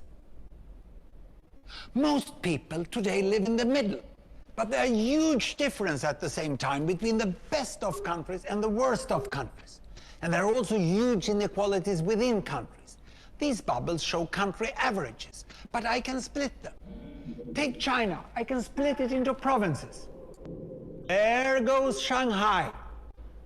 It has the same wealth and health as Italy today. And there is the poor inland province Guizhou. It is like Pakistan. And if I split it further, the rural parts are like Ghana in Africa. And yet, despite the enormous disparities today, we have seen 200 years of remarkable progress. That huge historical gap between the West and the rest is now closing. We have become an entirely new converging world. And I see a clear trend into the future. With aid, trade, green technology and peace, it's fully possible that everyone can make it to the healthy, wealthy corner.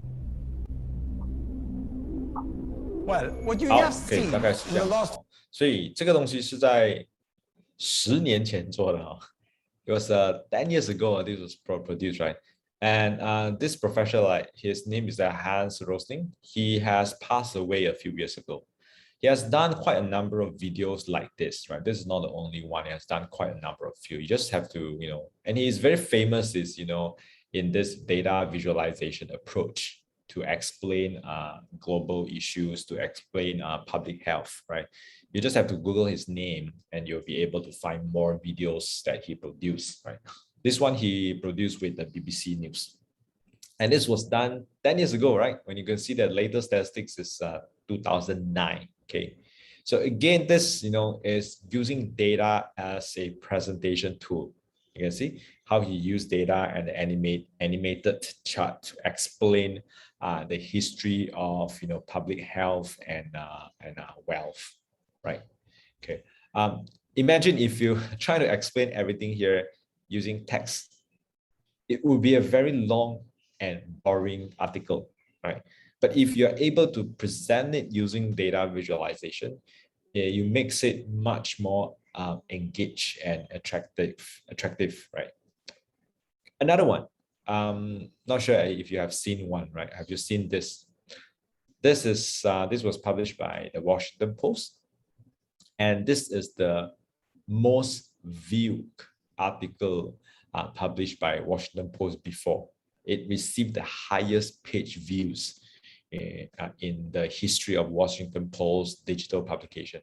OK， 这是他们的最多人看的，就是 Washington Post 从他们开始在网络上发表内容以来，这是最多人点击的文章。OK，this was published in March 14, 2020, right? So last year, this was when the pandemic just started. If you remember, right? We just started our first MCO in March as well. Okay, so during this time, people were still very confused about the pandemic, right? They did not understand the pandemic very well.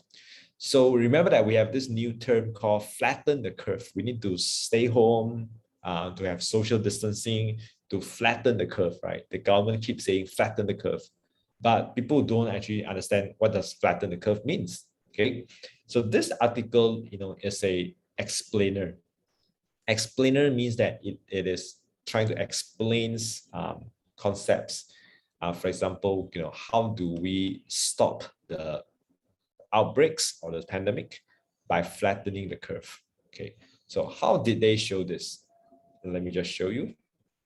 This is the case in the US, from January to March. So you can see that it peaks, right?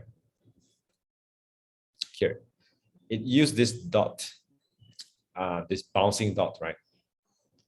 When you are infected, and it will become brown color, right? Which means you are sick. Okay. After you are infected, you will recover, right? Recover, you become purple color. Okay. In this case, right, nobody dies, right? Nobody dies. Is whether you are infected or you are not infected, and whether you recovered or not. Right? Nobody dies, but we know that in the real world, people die because of the disease. Okay, let's look at this. The first simulation. This is business as usual. Okay, this is our usual life before March 2020.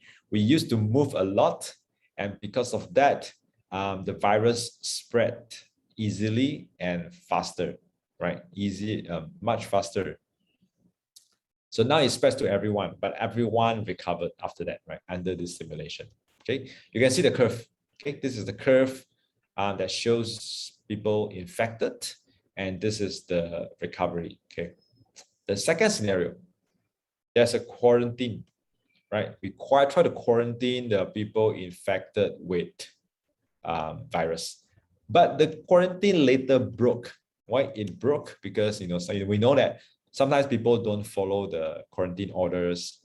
Even if they have the virus, they still go around and spread to others. Okay, and this is the curve.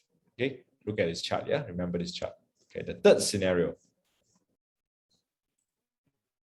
What do you see here? Less people are moving, right? Some of the dots not moving at all because they stay at home. Right? They stay at home, they don't move. So there are only a small number of people moving around. So they still spread the virus, okay? they probably they deliver a parcel to your house, you know, they went to restaurants, you know, so you can see they still spread the virus, but the curve is much lower now, right? Okay, the last scenario. In this scenario, even less people travel, okay? This is almost like what we had in the past 6 months, right? Total lockdown. You were not allowed to go out. Only a very few numbers of people are allowed to go to work. Okay, and this is the curve. Okay, now you have the 4 simulation that you just saw just now, right? Free for all, the first one. Everyone just moves around, business as usual. Second one is attempted quarantine, right? Some of them were quarantined, but after that, they broke the quarantine and they went around. The third one, moderate distancing. The fourth one, extensive distancing, which means that, you know, this is total lockdown. So now you can see the difference in terms of the curve, right? And this explains why we need to stay at home, why we need to wear masks and, you know, practice social distancing, because that will be able, we will be able to flatten the curve. This is the curve, right? Right, so that it doesn't, you know, overload our health system, our medical systems, right? So this is a very effective way of explaining how do you flatten the curve, what is really happening, right? Imagine, again, if you try to explain it using text, right? Probably after you write very long, people still don't understand, okay? But you're using this kind of data visualizations, right? Very simple simulations, and you're able to deliver the information much more efficient, right? People will be able to understand it. And that probably explains why this article is so popular. It is the most viewed article in the history of Washington Post since they published online. Okay, this is the most viewed article. You can see that some of the statistics here. All right. So just now what I show you is how do you use data to explain things better, right? We start with, you know, how do you use data to measure a problem, how to do better investigation, how to explain things better, right? Before we go to break, I'll just show you 2 more stories very quickly. Data can help you to make your news content more personalized, right? 你可以把你的那些你可以把你的新闻资讯个人化或者是个性化 personalized, right? So let us look at how you can do that. Oops, where's my mouse?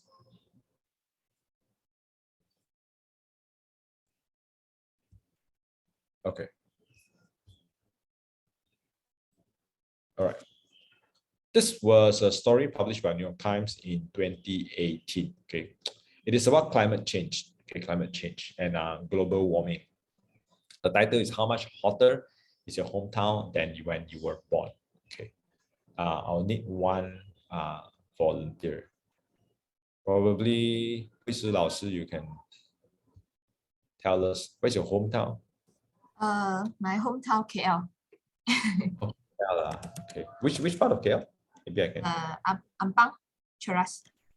Let me see. Okay, Ampang, Malaysia. Okay. Which year we won? 1980 something. Give the number. I know it's fake. You can just tell us it's fake. Okay. 1988 or around that. Okay, around that, yeah. Okay. Okay, when you were born, right? Ampang, Malaysia, get about 52 days a year to reach at least 32 degrees. Okay, which means that 32 degrees, we know that is quite hot, right? Okay. For Malaysia, 32 is quite hot, right? We get that, you know. And so one day, 365 days, right? We get 52 days of very hot days, okay, in 1988. Today in Ampang, not today, but 2017, right? We get about 114 days, right, of very hot days a year, which means it's getting hotter, right? If the trend continues, right, by the time when you age 80, yeah, you would get 206 days out of each year. You know, you get 206 days of very hot days. Okay. So again, this is, you know, trying to personalize the climate change issue to everyone. It's not just for Malaysia, yeah, this was published by New York Times. So you are able to put any city or any town in the world and see how the temperature have changed, you know, since when you were born. Right? So why the story use hometown and, you know, the year when you were born? The story is trying to connect the global issue to all individuals. Because if I do a story and I show you like, okay, the weather in Jakarta, right, or the weather in New Delhi in India, right? If you're in Malaysia, you don't feel that, right? You think that, oh, this is, you know, affecting Jakarta or New Delhi or Europe or US, right? It doesn't affect me. You might think that, right? So you can see that it is showing you that this is Ampang, Malaysia, Jakarta, New Delhi, and then it moves to Madrid in Europe, right? Okay, so,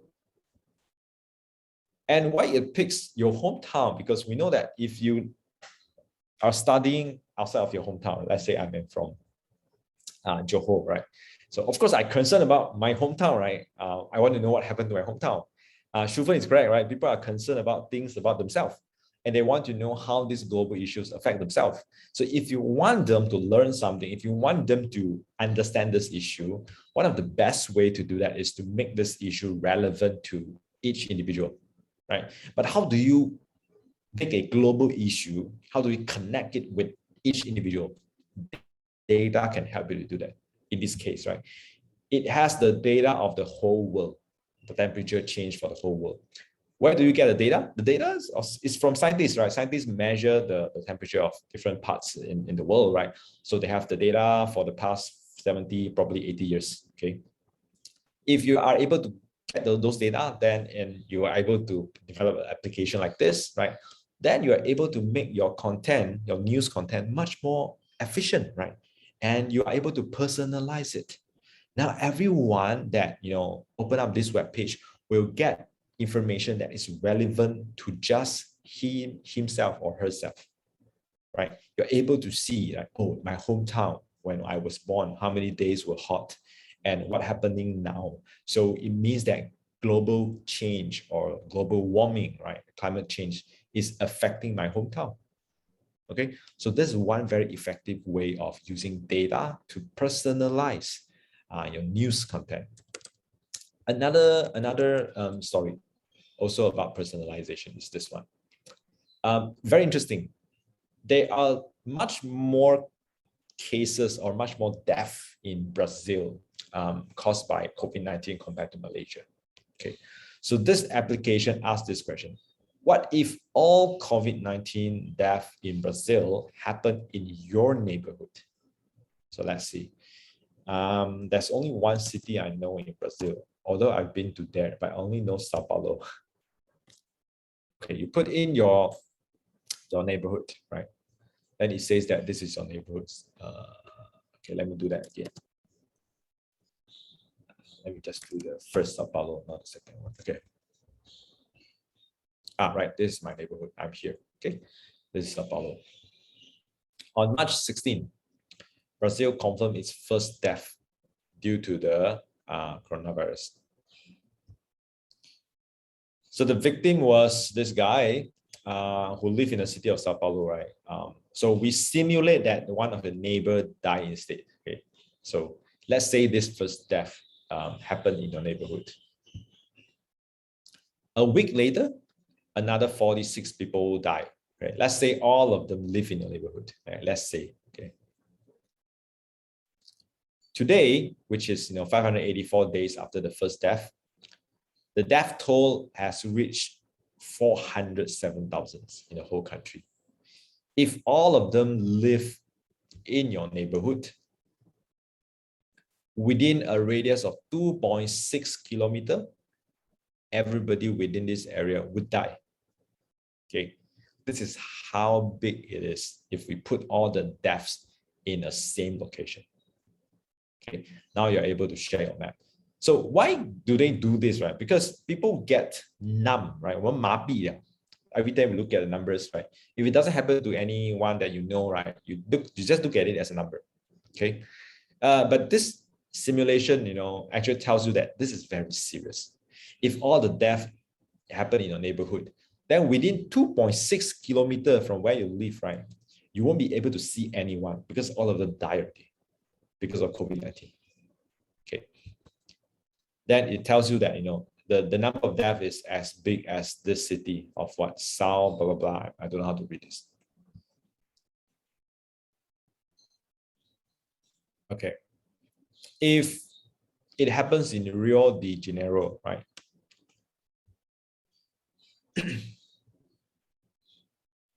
Maracana is a very famous football stadium. So it used Macarana as a simulation to say that if this happens in the area of Macarana Stadium, right, then it has a radius of 2.6 kilometers as well.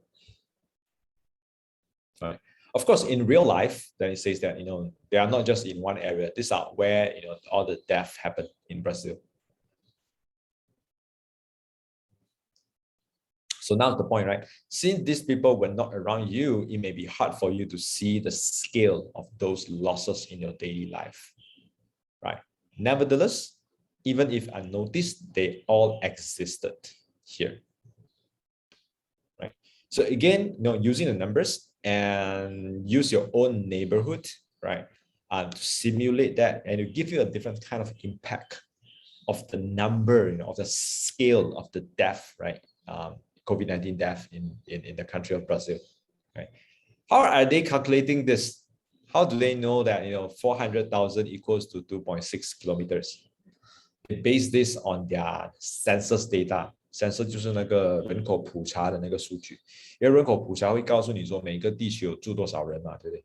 那人口普查其实可以去到很细的，在一些国家，它可以知道说每一条街住多少人，然后它把这些数据会公开，你就可以利用这些数据来计算说，如果我有40万的人的话，那我要画一个圆圈，里面有40万人住的话，那个圆圈要多大 ？Okay, so this is how they calculate the radius 2.6 km.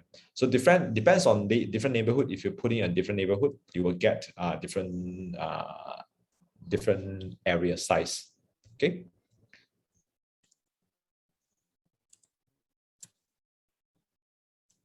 All right. So before we continue, let's take a break. Right. I think we have gone almost 2 hours. So we have still have 1 more hours to go. I probably spend another 15 minutes before we go into our first exercise. Okay. So hopefully by now you'll be able to see, right? Data journalism can come in different forms, right? Data is not something that's very boring, right? I hope that now you will get more interested about, how do we use data in storytelling, because data can be very, very interesting. It doesn't have to be about, boring numbers, boring stuff, right? If you're able to use data, you're able to make a lot of interesting things, right? Coming back, we'll have 2 more stories before we move into the exercise, right? So let's take a break and then we come back at 11. Is that okay? Okay. Maybe that, yeah, maybe 11:05. Okay. 10:05啦，我们长一点点 ，OK， 大概15分钟这样子。Okay. Okay, so I'll see you guys. If you have any questions, you can put it in the chat box. I'll come back. I'll address them. Right. Thank you. See you later. Thank you. Are you guys back?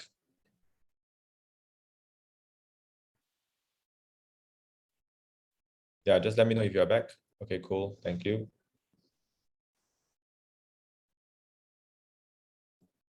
Okay, I have shared with you the slides for today and the next 2 classes, right? In this share folder, is a Google Share Drive. I have put a link in the chat box, so you can access it. So please bookmark it. We'll be using the same folder to update everything here. So there are 2 folders currently. If inside slides, you'll see that this is today slides. Next week, when I present the second slide, I will put in the slides here as well. We also have an exercise file here. We'll come to that later. Okay, so you can able to access the slides, and from there you are able to access all the the stories that I have shown you, all the links, okay?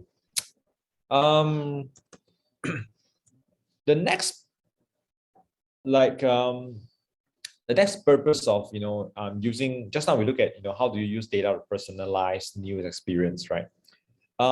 Data journalism is also very useful when you want to make data accessible.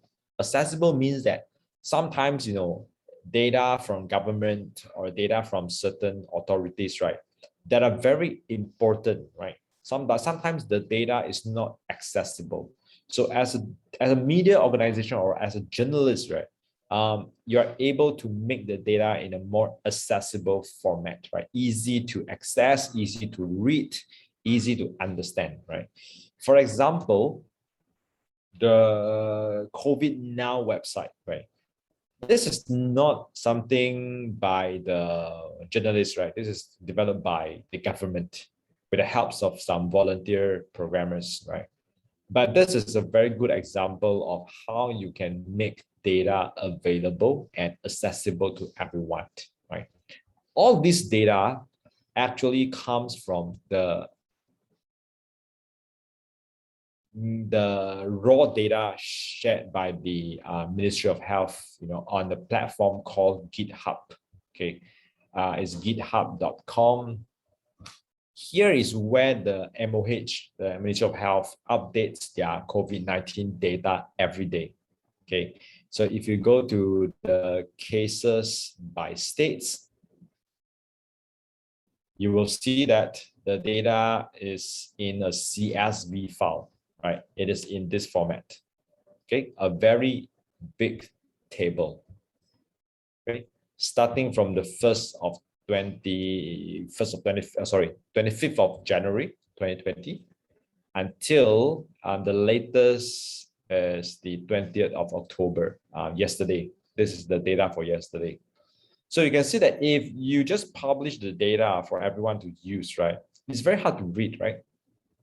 You need to figure out which state, which day, and also you need to look at which column of data that you want to read, right?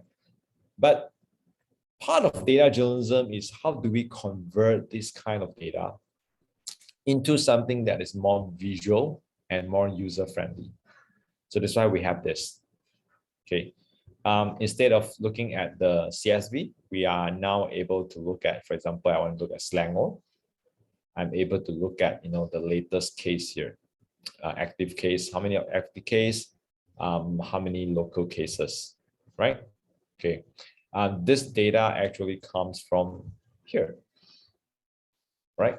All the data actually comes from here. They have data for cases in each state. They have death data, they have the hospital data, ICU data, PKRC data, test data, and everything. They use the data here and export data into the platform here and make all these different charts for you to read, right? So using data journalism, this is also part of their data journalism, right? How do we convert raw data into something that is more user-friendly and easy to consume? Another example is by BuzzFeed News, right? They also did the very similar things. They used the COVID-19 data released by the government and they convert them into a map, right? You are able to check, what are the number of cases and deaths in your own location. It's very similar to our MySejahtera, but not just, it is, I think it is divided into like different county. County is like a small area like our district. For example, you are able to search your county. For example, I used to stay in Queens, New York. Yeah, this is the county. And you are able to see the numbers of that area, okay? Again, this data comes from the government in a raw format, right? Then they are able to convert it into a map. Not just data for COVID-19, they also have data for, how vulnerable is your county. They look at social vulnerability index, right? Probably this is not, okay, this is the better one, right? How badly is your county affected by medical conditions that may make COVID-19 more dangerous? It looks at how many people in your county with diabetes, respiratory diseases, and cardiovascular diseases, right? So again, if I search for Queens, you'll be able to see that, there are more people with diabetes in Queens compared to Manhattan. This is the New York City, Manhattan, things like that, right? So again, converting the raw data into something that is more user-friendly to explore, to navigate, right? This is also part of data journalism, and it has been done by many news publications, to process the data like this and to present the data in this way. Here are a list of all the media organizations that do very good data journalism, right? So these are the newsrooms that I like, and these are newsrooms that inspire me a lot. Okay, the first group, these are all English media in the Western countries, right? US and Europe. Particularly, you should check out Pudding. Pudding, it's a very cool data journalism website. They usually use data for cultural and entertainment stories. You can see that NBA finals, Rick rolling, I'm not sure what is this. How you play spades is how you play life, for example. But all of them actually use a lot of data. They have very good data journalism skills, but the issues they look at usually are, more issues about culture, about entertainment, about pop culture and things like that, right? Probably something that, younger users would like to read. Okay, so check out Pudding. The second group here are English language media based in Asia. Okay, Hindustan Times, India Span, and Dawn are in India. Straits Times, Singapore. Malaysia Kini, Malaysia, of course. SCMP is the South China Morning Post in Hong Kong. Okay, the link here, guys, the link here are not linked to the homepage, right? The link here are linked to their data page. They usually have a data page. For example, South China Morning Post, they call their data page infographics. This is where they collect all their data journalism projects. Okay, South China Morning Post is very good in illustration and infographics, right? But many of those illustration and infographics are based on data as well. The third group are non-English media based in Asia. Tempo, Kompas, Kata Data, these are all in Indonesia. Caixin, China. 苹果日报,苹果日报 has been closed down, so no longer here. I have to update this.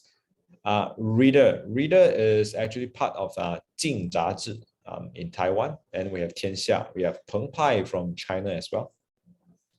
The last groups are not media publication. The last groups are, awards that collects the best data journalism from the world.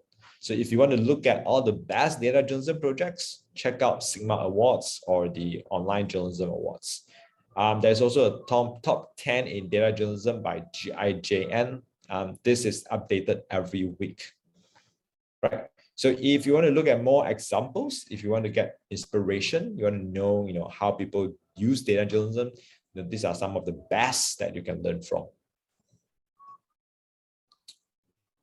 Right, I'm going to skip this actually. We'll just go straight into why do we need to learn data journalism? This is a quote by Tim Berners-Lee, who is the founder of TripleW. You have internet partly because of him. This guy actually one of the guy who invented TripleW, which is our internet today, right? So yeah. I give you 1 or 2 minutes to read the quotes while I try to close my room door.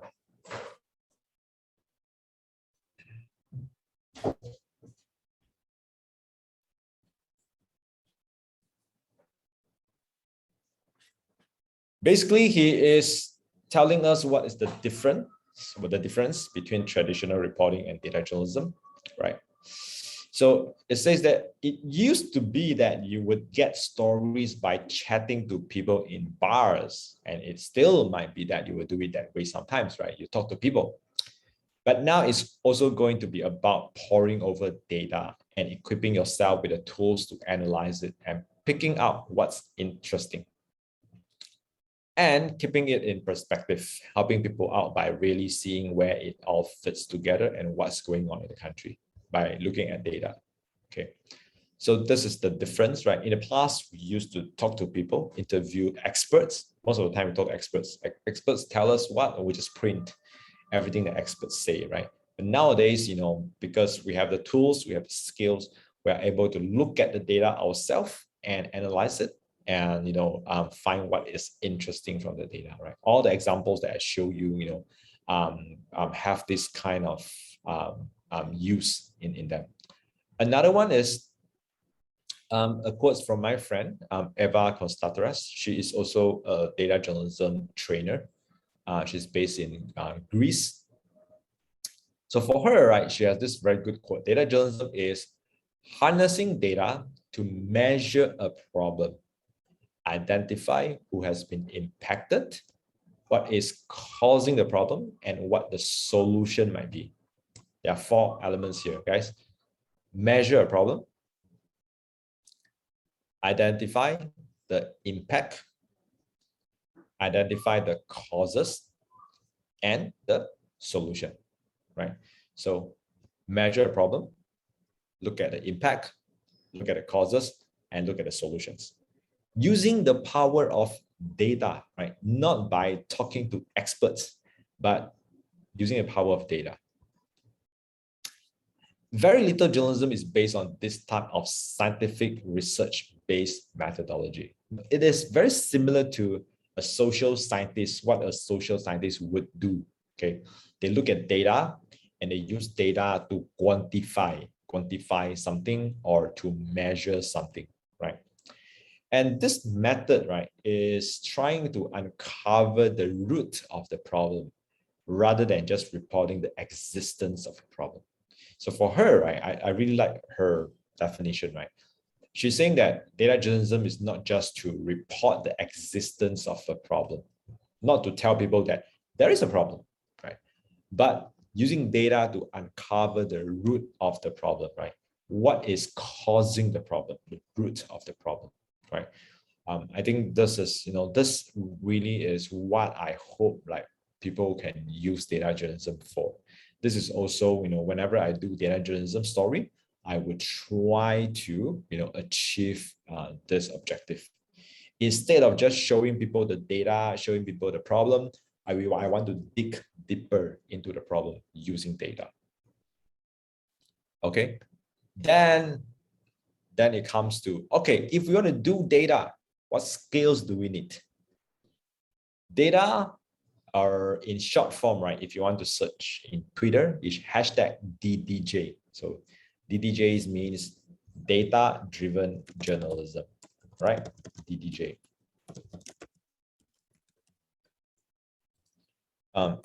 Usually people use this hashtag on social media to refer to data journalism.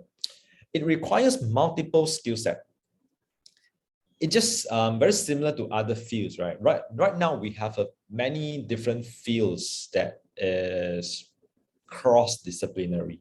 我们现在有很多跨领域的一些领域我们现在有很多需要跨领域技术的工作出现了，对对，因为科技的发展的关系，所以 data journalism 其实也是其中一种哦。它不只是做新闻，它也需要 you need design skill, you need mathematics, you need coding, computer coding, right? Sometimes, right, you need data science and statistics knowledge, right? 当我在美国念我的新闻硕士的时候，我们每一位学生都必须要学 coding 的。我们虽然只是读的是新闻，我们还是在做 news production 可是我们必须每个周末还有一个 tutorial 是教我们 coding 的。We need to understand basic coding. 他不要求我们要懂得讲写 code, right? 我们要学一点基本的啦 ，OK？但是我们必须要懂得怎样和写 code 的人沟通。我们要告诉写 code 的人 ，OK 我们需要这样的一些效果，我们需要这样的一些新闻的呈现方式。所以你必须要跟 coder 跟 programmers 沟通，因为他们是把那个东西做出来的人。那如果你对 coding 完全一窍不通的话，其实很难沟通。So we need to learn coding during my class and when I was doing my master's in journalism.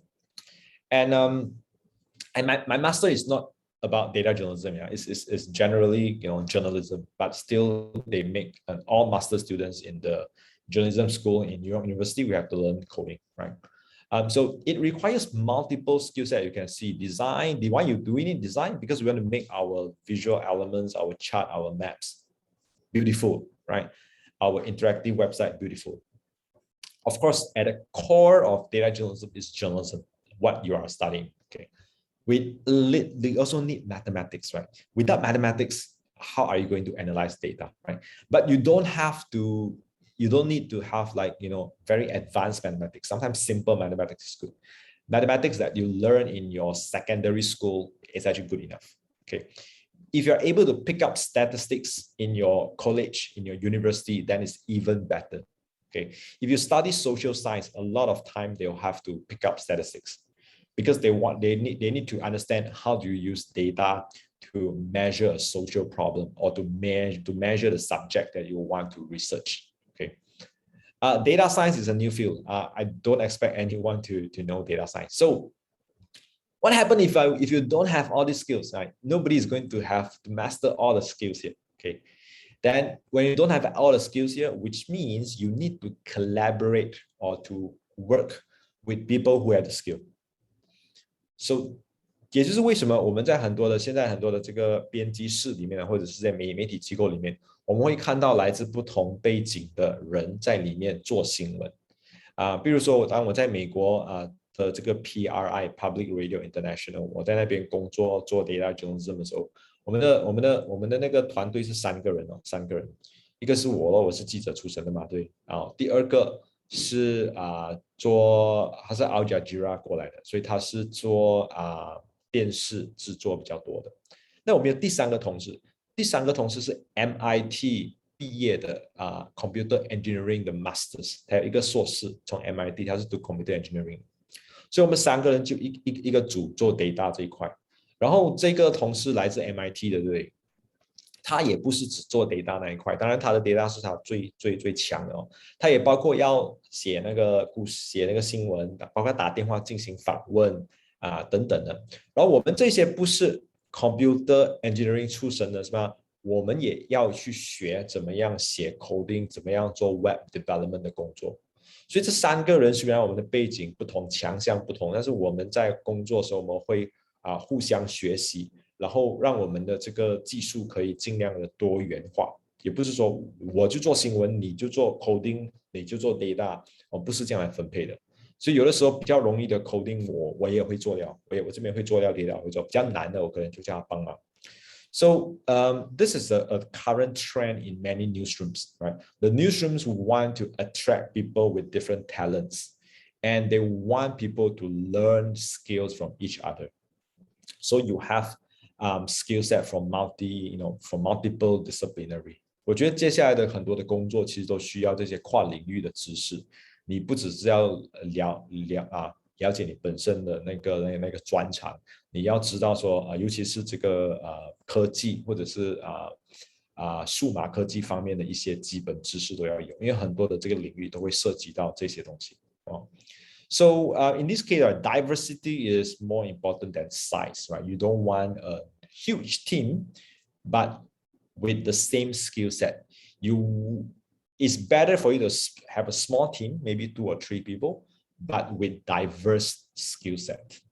OK， 所以这个是接下来大家如果要在我觉得任何领域你可能要在那边做得好的话，你可能都需要去掌握其他领域的一些知识、一些技术，然后把它结合起来。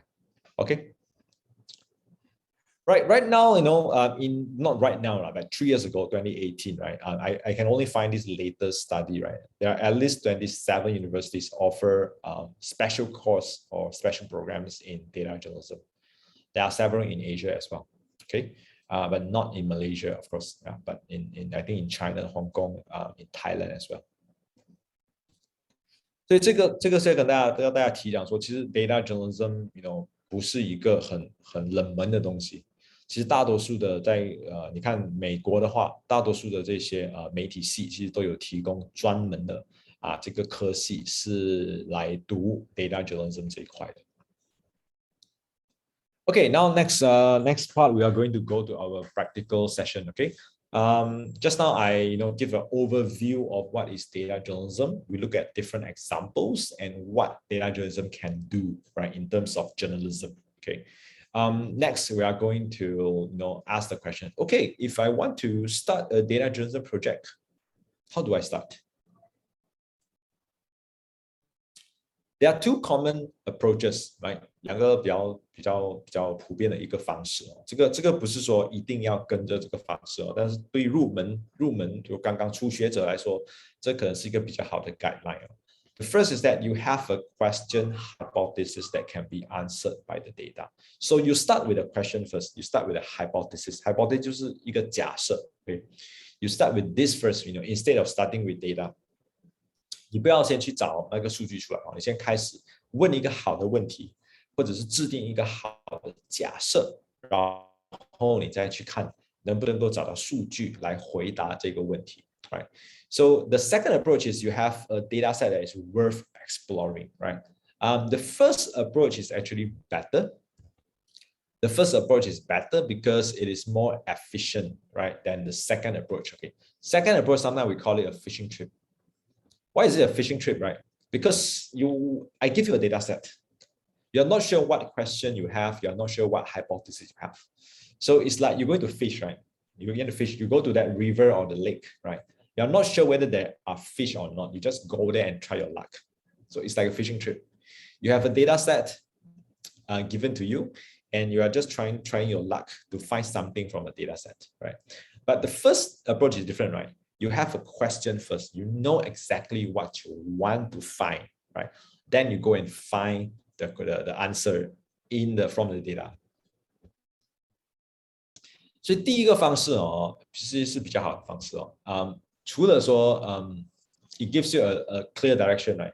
It helps you to plan your project, and most importantly, it tells you when you need to stop. If you have a question but there's no data, you cannot answer the question, then you have to stop. Or maybe you want to collect your own data, but there's no way to collect your own data, then you know when to stop, right? It delivers a story, not just data. Okay. Sometimes we just do, data journalism is different from data reporting. Data reporting is like if I just report about the share market today, right? For example, the share market increased by 2.5 points yesterday. These are the 5 top earners. These are the 5 top losers. Is that data journalism? That's not data journalism, right? That's data reporting. I tell you the data. There's no story about the data. Okay, so if you use the second approach, sometimes you will have this problem. You find some interesting data points, you report about it, but there's actually no story. Okay, remember what we need is here, right? We're using data to analyze the social issues or the political issues. We are not trying to just tell people that, okay, this is the data, right? The share market goes up by 5 points. That's it. No, you are trying to cover more than that. To uncover more than that. So it's very important for us to learn how to formulate a good hypothesis. Okay, but before we start with a good hypothesis, right? We should okay, let me see. Yeah, okay, let's go to the hypothesis, right? If you want to start a strong hypothesis, right, we need to come up with a statement or a questions, right, that can be proven or disproven with data. Okay, be very specific, 很具体很仔细的 okay, and make sure that the statement is important to the public or has a broad interest. Okay, it's not something that only you cares about, something that everyone cares about. Okay, this is very important, right? This is not your personal hobby, right? But you are trying to do journalism. So journalism should be about informing the society, okay? Not just informing what you want to know, okay? So let's look at how do you form a strong hypothesis, right? 你要制定一个假设哦，这边有几个方式可以帮忙你哦。我们知道说we can use data to measure different things, right? So probably these are the 4 categories, of questions that can help you. If you want to form a hypothesis or you want to form a question, these are the 4 categories. One is called the problem questions. It asks, right? How big is the problem? How expensive it is? Is the problem getting better or getting worse? Okay, so you are able to answer these questions using data, right? The second is the impact questions, right? For example, who is affected by the problem? How are they affected? Are some groups more affected than others? How old are they? Where do they live? For example, right? It's all about the impact. Who are affected by the problem? The third one is cause questions. What are the causes of the problem? Who is at fault? What factors made it worse, right? So it's about what the causes of the problem. The last one, right, is the solution questions, right? What is the solution to the problem? How can we measure the effectiveness of the solution? But remember, yeah, when you ask all these 4 questions, right, the answer must be based on data, not opinion. I'll give you one example. Do you think Apple is okay? Okay, I'll give you a hypothesis. Right, hypothesis is that orange is more delicious than apple. Can you answer with data? No, right? Because this is personal opinion, right? Unless you tell me, how can you measure deliciousness of orange and apple? But again, we know that whether something is delicious or not is something very subjective, 非常主观的一件事情来的. So you can't really answer that with data. Okay. Again, another one is that, okay, let's say religion A is better than religion B. 宗教 A 比宗教 B 更加好. So how do you answer that with data? You cannot, right? Because it's opinion. Okay. But if I ask you the questions, right, in Malaysia, more people prefer orange than apple. Okay, hypothesis, 一个假设哦. More people in Malaysia, or more Malaysians prefer orange than apple. Can you answer that with data?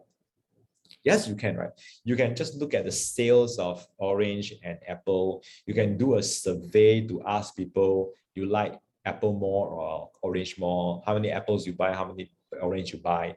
And getting all those data will be able to help you to answer the questions, right? So that can be answered by data. So remember, when you set your hypothesis, it must be able to answer with data, not getting opinion from someone, right? It gets more and more harder to answer when it comes to the cause and solution. Sometimes cause cannot be measured. If something cannot be measured, right, 你不能够测量它，你不能用数据来测量的话, then you should not make it into a hypothesis. Okay.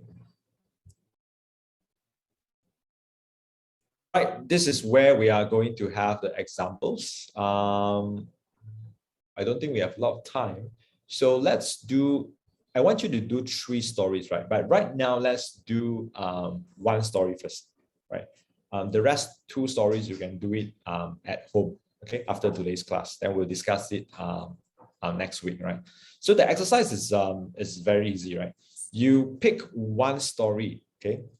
From all the stories that I've shown you, right? Remember all these stories, all these different stories. Pick 1 story. Pick 1 story. Read through the story and answer the questions of what is the primary questions the author asks of the data? Are there other secondary questions asked? Okay, 所以你读了那个article 之后呢，你要回答一个问题，就是这个 article 它要回答的问题是属于哪一类的问题？ Is it a problem questions, an impact questions, a cost questions, or solution questions? These are the 4 different types of questions, right? Problem, impact, cost, solution. Okay, and after you have, so you have to download slides. Okay, you need to get the slides from here, and the slides you will be able to get the link of the story. The link of the story, right? So pick one story first. Pick one story and try to answer the questions. You need to put your questions in a spreadsheets here, the exercise spreadsheets.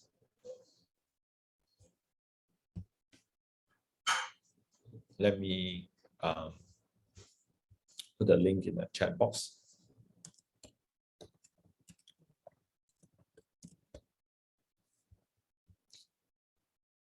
So this is this is what you're going to do, right? You're going to put your name here. For example, I'm going to put my name here. Okay. Then I'm going to put a story title. Let's say I'm using this story. Okay. Just pick any story that I shown this morning. Okay. Pick one that you like. Okay. I'm going forward Malaysia. I'm going to do the first one. Okay. What is the primary question that I asked of the story? Okay, what is that, right? How big is the problem or impact questions, who is effective or cause or solution, right? So for that, I'm actually asking a problem question. The category, first put in the category. What is the questions? The question is that, I want to know how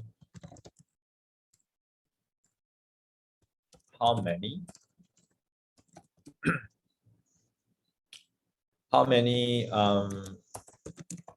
Facebook posts related to the Hong Kong protest, right? That reach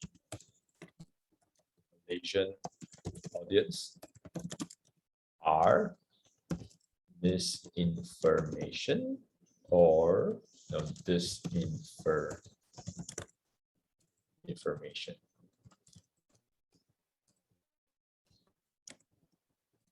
Okay, this is what I try to find out, right? In my story here. Then there's a secondary, right? It's a secondary is I think it's about cost questions, right? Why is it cost questions? Because I was trying to ask, who brought in the misinformation and how they were distributed. I want to know costs, right? What are the causes of the problem, right? Yeah.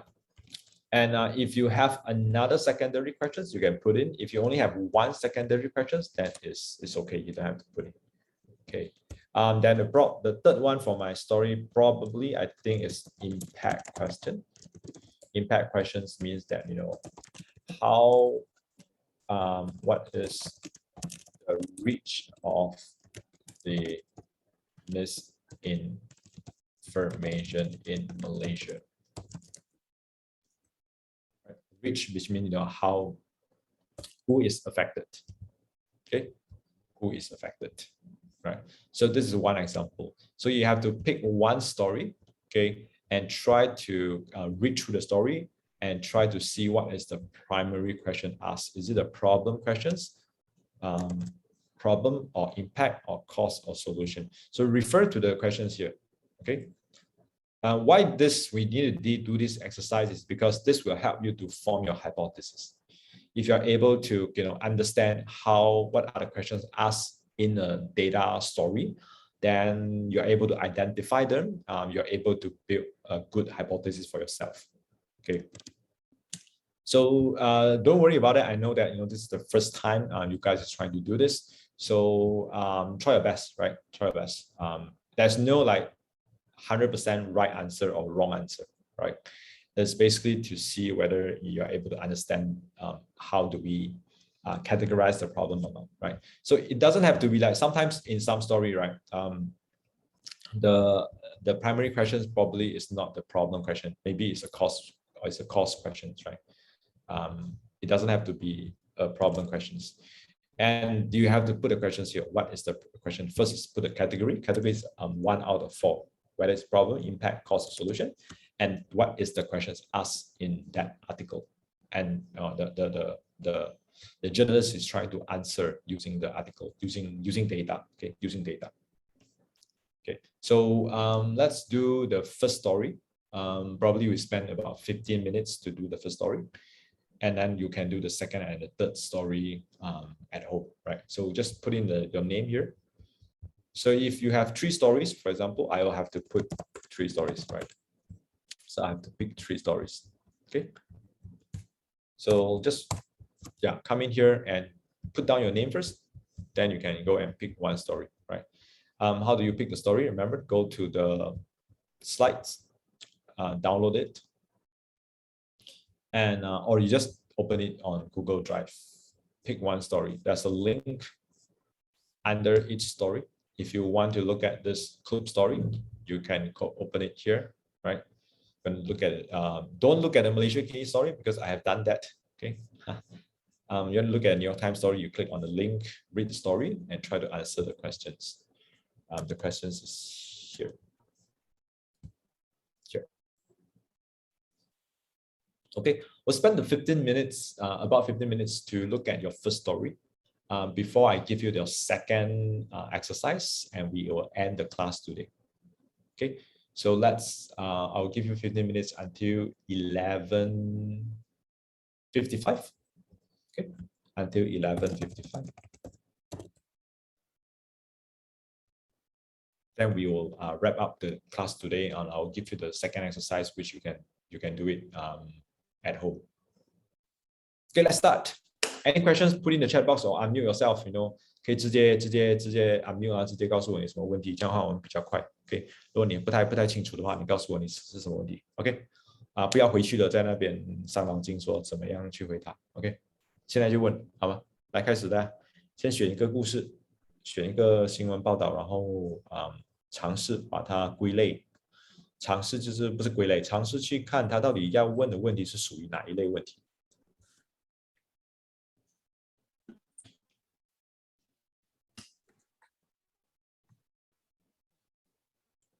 同学，大家都要在那个Google Sheet 那边写上你们名字，还有就是 try to 写一个 story 先哈，至少就写一个 story 先啦哈。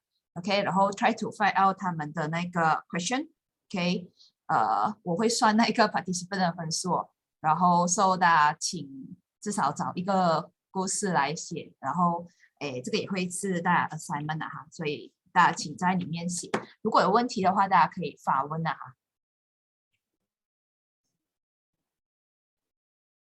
大家不要等到别人做了你就抄别人哦，自己开始先啦。对，你就直接放3个名字，因为你有3个 story 嘛。但是你先开始第1个 story， 第2、第3不用今天做，你就先放一个先啊，你可以放3个你的名字，然后大家不要去把人家的名字刷掉哈，你是可以 delete 掉人家的东西的啊，大家小心一点啊。你可以放得远一点不要紧，我迟点会把这些空行把它弄掉哦。就谁先写，下一个就不可以跟他一样了哈。你就不要拿的地方，你就去下面一点了啊。然后你就选一个故事哦，这个 title 你放我们会明白的啦，就是那些如果是一些外语的哦，不是英文的，你放了会明白。比如这个 Tiger Speaker 的，你这个我们是可以明白。如果是外语的话，比如说这个你看不懂，如果你在 Chrome 上面的话，你可以直接 right click。然后直接放 Translate to English， 你就可以看英文版。你可以先花一点时间10分钟，这样读一下那个文章，然后再想一下他的 question， 作者究竟尝试用数据来回答什么类型的问题，然后那个问题是什么？有些报道里面可能有超过1个问题，最多我给你放3个啦。但是如果只有1个或者2个，你觉得只有1个2个也 OK 的，也 OK 的。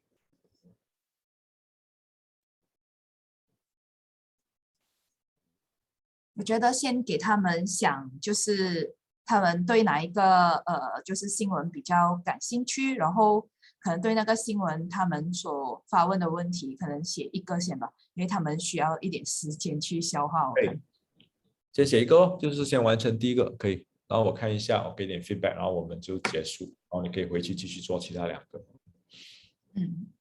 那在这之间呢，我想要问一下，方庆老师哦，就是刚刚你说就是他们的 data，大部分都是不是那个 authorized 那边拿的嘛？好像比如说，尤其是那个 femina，我对那一个比较 femicide 那个课题啦，像这种哦，我们要怎样去拿那个 data 呢？就是既然那个 authority 它没有这一方面的 data。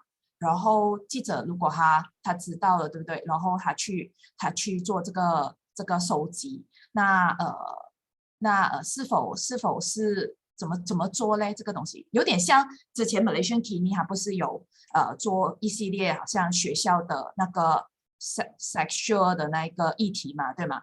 就是他们这样子做，就是要怎样开始去做这个调查嘞？然后再来就是是不是要给他们填这个 consent form， 或者是我们要保护这些证人这些受访者这些资料嘞？就是他要怎么样？这个其实是下一个星期的主要的内容，就下个星期就是谈说怎么样去找数据哦。我大概简单的回答就是，如果没有官方数据，没有人有这个数据，也没有学者进行过这个研究的话，那你要这样找数据，你就要自己找哦。自己找数据有好几个方法哦。第一个就是你去问人哦，问人就是你去做访问啊，当然访问就有这些所谓的 consent 的问题哦。你要保护这些受访者，尤其是一些比较敏感的课题啦，比如说之前那些关于性骚扰的东西，这个比较敏感，你可能就要保护受害者的身份。但是很多其他可能不太敏感的，你可以直接你就没有这个问题，没有这个个人隐私的问题哦。另外一个就是你比如说那个 femicide 的那个 story， 他找到那个数据，他不是去问人的哦，他是直接去找过去11年所有的媒体报道，也就是说。他必须要去找，可能国内如果也是马来西亚的话，国内可能有12家报纸的，也就去翻完12家报纸过去11年的报道，然后把所有关系到这个谋杀案，然后受害者是女性的所有报道给找出来，然后之后再把它们整理成一个你自己本身的一个 data set， 那你就能够来进行一个分析。他们的方法就是这样子，但是至于这个方法是不是可以把它自动化，就是你不是真的是上 Google 去一家一家去看，能不能够自动化，能不能够把整个，就是说，比如说你要去，你要去把整个，比如说我找到一个报道里面是不是有提到这些关键字，有的话你就帮我收集，没有的话你就跳过。然后有没有一些技术可以告诉你说，哎，这个受害者究竟是不是女性这些就是算是 data driven 的一个部分，是比较技术上的部分，是我们讲自动化这些流程。是已经有技术可以帮我们，比如说理解一个文章的内容，然后帮你抓出一些重要的资讯。如果你看 Pandora Paper 就是这样子，它不可能是用人去读完那1000多万的，不是11个million 就是10亿千万哦，11个 million， 它不能用人去读完11个 million 的文件，然后把东西找出来的，它一定是用机器去读的。所以你要怎么样写一个 program， 那个 program 可以自动去读完 scan 完所有的11个 million documents， 然后把重要的名字重要的人跟人之间的关系，公司跟公司之间的关系，把它整理出来给你看，这个就是技术上要解决的问题。所以你在收集这个自己的数据，如果你是要去看的，比如说我本身做那个关于香港那个假新闻的。那这问题就是我有10亿千，我用一个工具调出了11000个这个 Facebook 的 post， 都是有我要找的关键字，香港反送中等等这些关键字，我把它找出来之后呢，我再用一些技术来把它过滤，来告诉我说这些post 里面有多少个是相似的这些都是比较技术层面的。所以找数据如果官方没有数据的话，其实是有很多不同的方法去找数据的。这我们下个星期会谈的比较多。然后同学们有什么问题吗？你们可以打开麦来讲哦，有什么问题？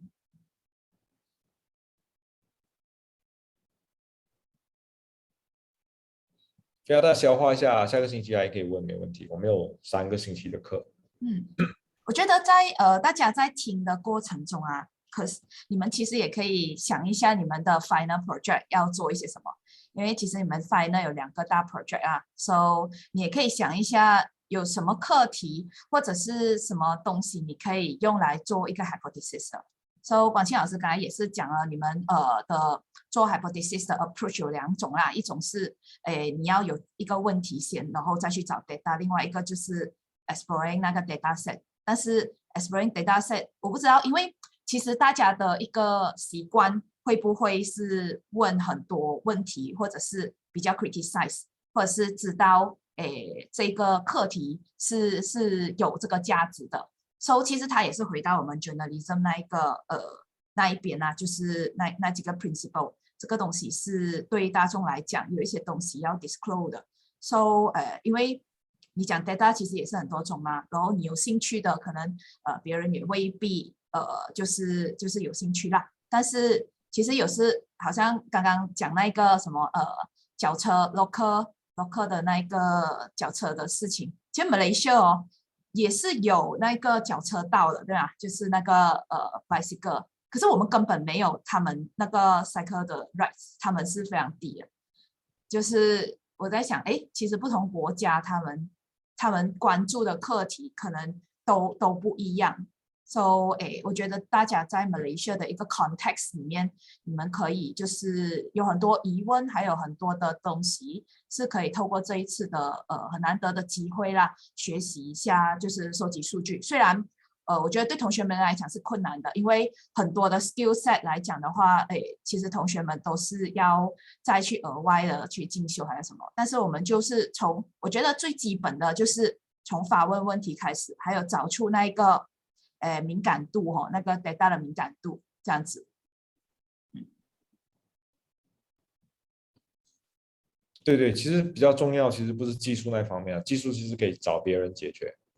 你可以找专业人士解决等等的，这比较重要的是那个新闻的那个触觉的问题，还有就是你在选题的问题，还有就是你的方法，你要怎么去剖析一个问题用什么样用这个数据的方式去剖析一个问题，所以主要不同点就在于说，我们看问题的方式不再只是我去访问几个人A 讲这个 B 讲那个 C 讲那个，然后我把所有人讲的东西摊开给我的读者看。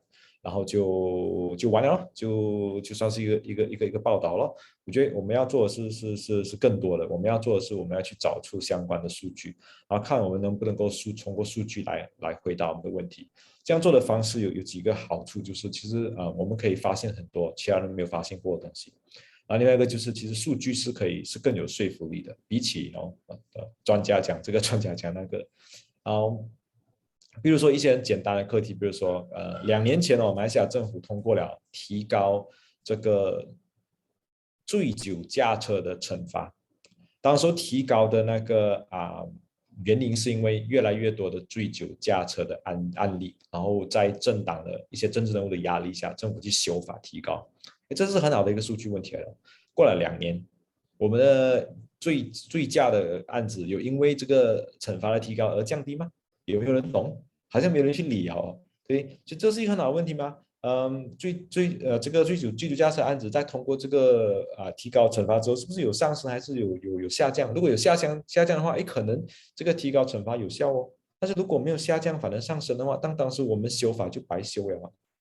我们没有去看我们修法修的对不对其实另外一个就是在这边一直讲话，不知道会不会干扰大家做功课我们看一个比较有趣的就是关于普丁做的一个是比较年轻人喜欢的，我们看一下。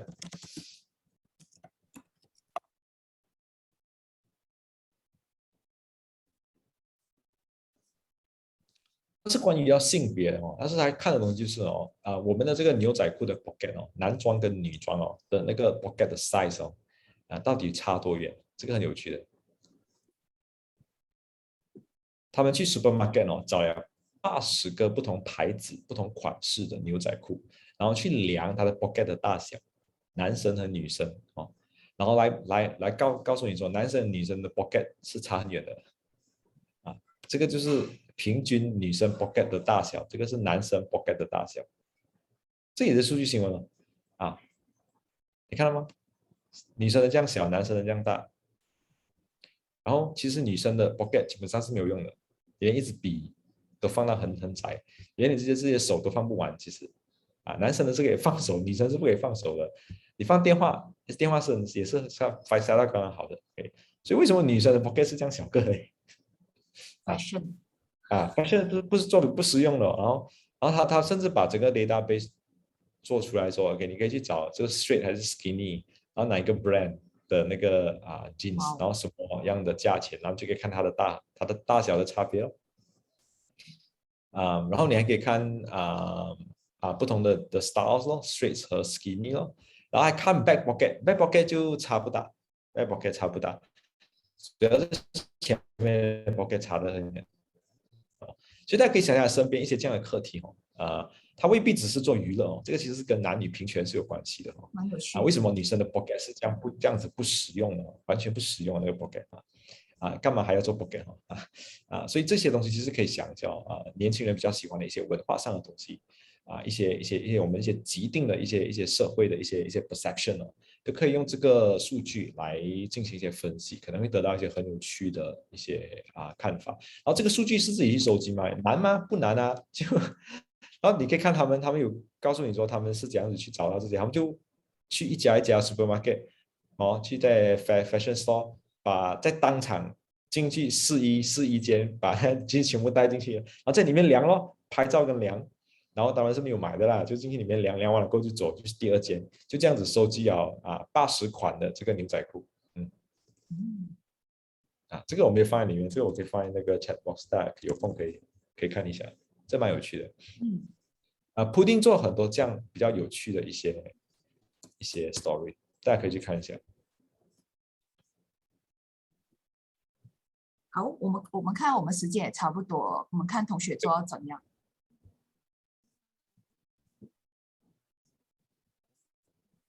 好，来最后2分钟的时间我们大家停一停我们大概总结一下可以，我大概看一下第一个，比如说其中你放在前面这个是关于那个who gets to breathe clean air in New Delhi problem question how much air pollution the different class of people were exposed to over the course of a single day。我可以讲这个大概是98%是对的，这个的确整个故事就是要告诉你说不同阶级比较 specific 一点，你可能讲 different the pollution the kids right in different class in different classes。这边 class 指的是阶级或者是你可以讲 from different social economic background right how much air pollution they are exposed to right for children from different social economic background over the course of a single day 我喜欢你把这个 single day 放进去，因为这个其实是非常 specific 的，我们讲非常具体的，就是一天以内有多少个，然后再更具体一点，其实可以这边加一些，就是其实它指的是 school children okay of different classes or different social economic background right， 所以它主要问的问题是这个是没有错的当然它可能还会有其他的 secondary questions right， 但是我觉得你这个回答就明白说你明白他问的问题是什么 OK 这个没有问题再看一下Biyun 提到的 How serious of cyclists in Berlin face of illegal overtaken by drivers 对这个也是那个问题，他要知道说它是一个 problem question 因为他要知道这个 problem 有多严重，这个问题有多严重，他要去测量，所以他要知道说这个 illegal overtaking 或者是 dangerous overtaking 啦在 Berlin 的这个踏脚车的这些 cyclists 他们面对的问题有多严重，对，所以这一个也是对的还有没有其他的来看一下多一个这一个所以这一个就淑芬了你跟那个的Biyun 的比一下，你就知道说你这个还不够的贴切它不是要测量多么 close， 它其实不是，它不是要测量到底有多近那个是它的一个这个是它的测量方式但实际上他要知道是这个问题有多严重，对不对？所以你这边比较没有这样贴到那一个题目它题目其实是这个，它要解决的问题是这个，到底有多严重这个问题？它的方式就是测量车和这个脚车之间的这个距离，来测量说这个问题有多么的严重。OK， 来下一个公费 How hard could 19 hit your county？ 这个是那个 BuzzFeed 的 story， 对不对？OK，so how serious is the COVID-19 in the United States today？ 不完全，这个太过 general 了哦。其实他这边告诉你的是 how serious is the COVID-19 pandemic in each county in the United States。County 就是他们的县，他们那个很小的县，像我们的Mukim 或者是我们 Daerah 这样哦，它更加小。他其实要问的问题是每一个这个 county 到底有多严重，让他那个读者可以自己去 find out 到底有多严重哦。所以这个不够的贴切哦。所以大概是这几个我大概评一下哈，所以大家就会明白说你要找的东西，我们要找的东西是什么？我把这个放小一点，有点大个。我把它改一下那个 format， 各位，所以大家应该抓到了哈，就是大概我要的是什么东西，就是应该要怎么样去做这个功课哦。行。好吗？就大家继续去选3个故事，然后把这些东西写出来。我在下个星期之前看到的话，我会大概给一下大家一些 comment， 我会直接在这边放，有时候我会放一个，我就直接在这边放 comment 写些东西所以到底 O 不 OK 还是怎么样，我会写些 comment 大家还是要参考回这边哦，这边这10个，好吗？OK， 那第2个功课这个是第一个哦。第2个功课是不是写在这边哦？第2个功课你可以直接交上去哦，交给你们的老师看老师怎么样去收功课哦。第2个功课就是我需要你去选一个课题 ，OK， 一个课题，然后你们自己把3个问题或者是 hypothesis 提出来，好吗 ？hypothesis 或者是问题就是这样的。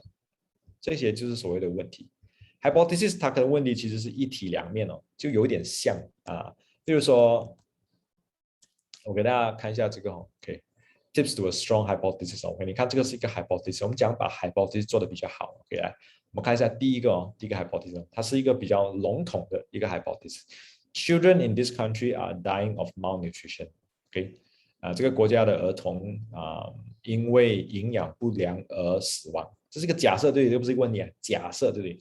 然后我们可以用 data 来证明它是不是真的，对不对 ？OK，but this is a very vague hypothesis. It's not a good hypothesis, right?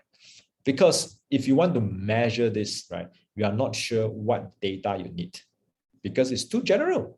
It's children. What do you mean by children? Right? What do you mean by children? And are dying of malnutrition? Okay. Are you referring like more children dying, or how do you measure it? Okay, so you can make it better by adding a impact questions, and it becomes most of the children in this country who die before the age of 5 died of malnutrition. Okay, now you have a very clear definition of children. Okay, 我们现在知道我们要看的是 children who die before the age of 5， 在5岁之前死亡的小孩子 ，most of them right， 大多数是死于营养不良。OK， 现在我们是不是比较 specific 对不对？我们知道说 ，OK， 我要找的 data 我是要找什么？5岁之前就死亡的这个 data，right？ 我知道我这边的小孩子指的就是5岁之前。OK， 然后 most of the children， 我的假设就是大多数的5岁之前死亡的小孩子，他们的死因是因为营养不足。我还可以把它变得更加的 specific， 就是 most of the children in this country who die before the age of 5 die from malnutrition and live in the poorest provinces， 他们是居住在最贫穷的一些地区，是吧？那我要找的 data 怎样知道？我要找的 data 就是不只是我要找5岁之前死亡的儿童他们的死因是什么，我要找到的就是每一个不同地区的这个数据，对吗？然后这个是一个 impact cause question。impact 我刚才指的就是谁受到影响啊？是不是有些地区的小孩子受的影响比较多，还是比较少？同时这个也是一个原因，对不对？也就是说，因为他们贫穷导致比较高的这个死亡率，比较高的这个营养不良的问题，然后导致他们死亡，对不对？所以这同时是一个 impact， 也是一个 cost question。有的时候分到不是那么清楚了，这个是 OK 的这个是 OK 的。最后一个，你可以再仔细一点吗 ？OK， 再加入一个 solution problem， 怎么样呢？Most of the children in this country who died before the age of 5 died of malnutrition and live in the poorest province. OK， 来啊 ，despite a government food aid program that was supposed to cut malnutrition rates in half over 2 years. 所以其实是有一个政府的一个政策是提供这个食物援助。OK， 那这个食物援助的那个目的就是要在2年内把这个营养不良的这个情况给减半。OK。所以，但是我们还是有很多的小孩子死于这个营养不良，所以这个就是一个 solution problem。为什么是 solution problem 呢？记得吗 ？solution 包括说解决方案是什么，另外一个就是我们怎么样去测量解决方案是不是有效。在这个情况里面，就是有一个解决方案的，但是可能没有效，我们不知道，这是我们的一个假设来的。所以当我们把这样一个假设列出来的时候，就非常清楚我们要找的 data 是什么 data。对，我们要找的 data 就是5岁之前死亡的小孩子，他们的死因是什么？另外就是他们在哪一个地区，他们住在哪一个地区。然后我们还要去看这个政府的这个食物援助计划推出之后，我们的这一个数据，这个死亡数据或者是这个营养不良的这个数据，是不是有降低还是提高 ？OK， 然后我们要知道我们要拿多少年的 data， 我们可能要拿2到3年，就是在这个政府援助计划出现之前跟之后，我们要知道2年内它是不是有达到它的目标，就是减半。然后当然我们要知道是不是有减半的话，我们也要对比在政府这个计划推出之前的数据是什么，对不对？所以当我们把 hypothesis 弄得比较详细、比较具体的时候，我们就知道说我们需要什么样的 data 来证明这个假设是不是成立的。明白吗？明白吗？再给大家一个很生活里面的例子，就是 OK， 大家每次喜欢讲的，女生驾车比男生容易出车祸。给你这个是一个假设，对不对？你可以去用 data 来证明吗？可以吗？你就去找一下车祸数据来看，然后你看涉及的这个车主是男还是女的，就这样简单嘛，对不对？你就可以回答男生驾车还是女生驾车比较容易发生车祸。但是这个不够的具体你必须要再具体一点OK， 你要看几年的 data， 是不是过去5年 data 还是过去10年 data 够不够 ？OK， 那么另外一个你还要看就是哪一种的车祸。有些车祸不是车主的错，是别人的错，然后你要看有些车祸是因为危险驾驶，有些车祸是因为闯红灯等等车祸有不同的原因的。那么你可能就要把这些数据找出来，你就可以更好的去把你的这个假设去证明究竟是这样子。而在证明的过程里面，你可能会找到一些更有趣的一些情况，可能你发现女生驾车其实危险驾驶或者超速其实是远远高过男生的，这是你不知道的等等 OK， 但是你要把这个假设先弄出来。好，所以接下来的要大家功课就是回去把你的假设弄出来。你只需要有3个问题或者是假设 OK， 同一个议题比如说你要看的是车祸，男女的车祸的这个不同，那么你从那边弄出3个问题或者3个假设。记得这些问题跟假设必须是要可以用数据来回答的，不是那种你喜欢吃橙还是喜欢吃苹果不要这样的问题可以找到数据来回答的。那如果这个你的假设或者这个数据好像有里面有好几个部分的话，你可以把它拆开来，那么就变成3个了是吧？比如说我这一句有非常长，其实我可以把它拆开变成2、3个了，对不对？第一个是5岁之前死于这个营养不良，然后第2个就是他们都是住在最贫穷的地区，OK。第3个就是关于这个政府有一个援助计划了，所以我可以把它拆成3个。如果是很长的话，你可以把它拆成3个 ，OK。那么，所以有时候你只是一个课题，但是你可以做3个，短短3个不同的部分，关于同一个课题就可以了。然后记得你可以使用刚才我们学到的这个 problem categories、question categories 来帮你制定你的 hypothesis。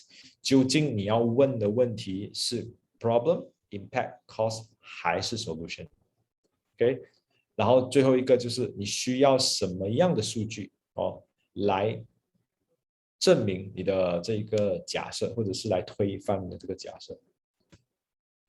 OK， 大家不用担心说很难做还是什么，大家去尝试一下没有100%对还是错的，好不好？所以这个问题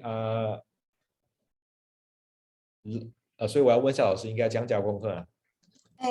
所以呢，其实呢，我就是大概听了那个东西啊，我觉得同学们可以把第1份和第2份呢都用那个 Google Sheet 我等一下会开那个 Google Sheet 来帮他就是可能加多一个sheet我觉得可以在这边就是写的，因为黄庆老师也是可以给大家意见，大家的那个 hypothesis，so make it easier， 就是同学们就去想，就是我觉得时间方面的话，可能下个礼拜只是讨论那个problems 的那一块，然后有时间的话再来看同学们的问题，因为在这一周到下一周，你们就去想一下你身边的一些状况啊、例子啊，然后就去建立这个 problem， 然后你的 problem 呢，你写的当然越清楚越好啦，然后就把你那一个题目呢就变成3个hypothesis， 然后看你那个 hypothesis 是就是对应哪一个那个 question 的这样子然后我的第2个 assignment 呢，我会从你们这个就是 Google Sheet 这一边呢截取你们的那个互动，还有就是就是你跟老师的互动来作为你们这个lab assignment 2的部分，这样可以吗？这样你们就不会有太多的那个又要交作业还是什么，直接在这边截取就可以了。OK？ 我直接做了第2个 sheet 谢谢。我也是这样子来给其他的上课的就他们直接写在里面就可以了。你不这个就不用回答你只要知道说你需要什么样的 data 就可以了。然后最后有一些 link， 老师是有一些 link 是要给钱的，对吧？它是 subscription fee 有吗？哪一个故事是要给钱的？我这边都开到嘞，我都没有给钱啊。哪一个是开到 New York Times 应该是要的，是吧 ？New York Times 除非你把你的 paywall 的那个国大用完了，就是你常常读 New York Times 的话，那你可能就看不到要不然其实应该都看得到的就不然你就可以直接去这个可能去试试看 Incognito 这边看这个没有人记得你的那个什么反正你看的是1个2个罢了其实还好。一般其他所有应该都没有 paywall 的，所以应该就是 New York Times 可能会有 paywall， 对。所以第二个就把它放在这边要你写的名字在这里，然后你的第1个 hypothesis 是什么，第2个是什么，第3个是什么我给大家一些例子啦比如说我给大家一个之前 Astro Awani 做的，所以这些你们在做这些练习记者们也做过记者们都做过这些练习，所以你可以参考一下他们是怎么做的他们有3个hypothesis，这个是关于 COVID-19 的 OK， 然后他们的 data 需要什么，所以大概这个就是一个example 啦OK， 所以功课2样放3个，选3个故事，然后第2个是选1个课题做3个 hypothesis 或者是 questions OK。OK， 大家尽量就是想自己的不要抄别人抄别人的话，我会以上面的那一个为主啦所以越早做的，就是你越可以定下来你的那个题目OK， 谢谢我们光庆老师今天我觉得收获很多啦。我相信同学们也是但是同学们因为他们没有这个的基础没有这个的底，所以可能他们就是也要从底那边包括 data 怎样子收集包括去关注从社会的议题开始包括身边的东西不过刚刚看到铺丁很多 post 也是很有趣一下，就是从我们的生活作息、性别到贫富这些东西都是有一个 related 的，所以同学们也可以去发掘和发现一下。那我们非常感谢very thank you 光庆老师今天的这一个讲解，还有就是给大家的功课。那下个礼拜呢，我们同一时间就是各位就是上来，然后我希望各位可以积极一点的回答老师的问题哦，就是你们也有更多的想法 ，so that 你可以在这堂课里面学习更多啦。OK，so 各位还有什么问题吗？如果没有问题的话，我们就下课了，我们让大家老师去吃饭了。谢谢广庆老师。谢谢大家，下礼拜见。好，我们下个礼拜见，拜拜。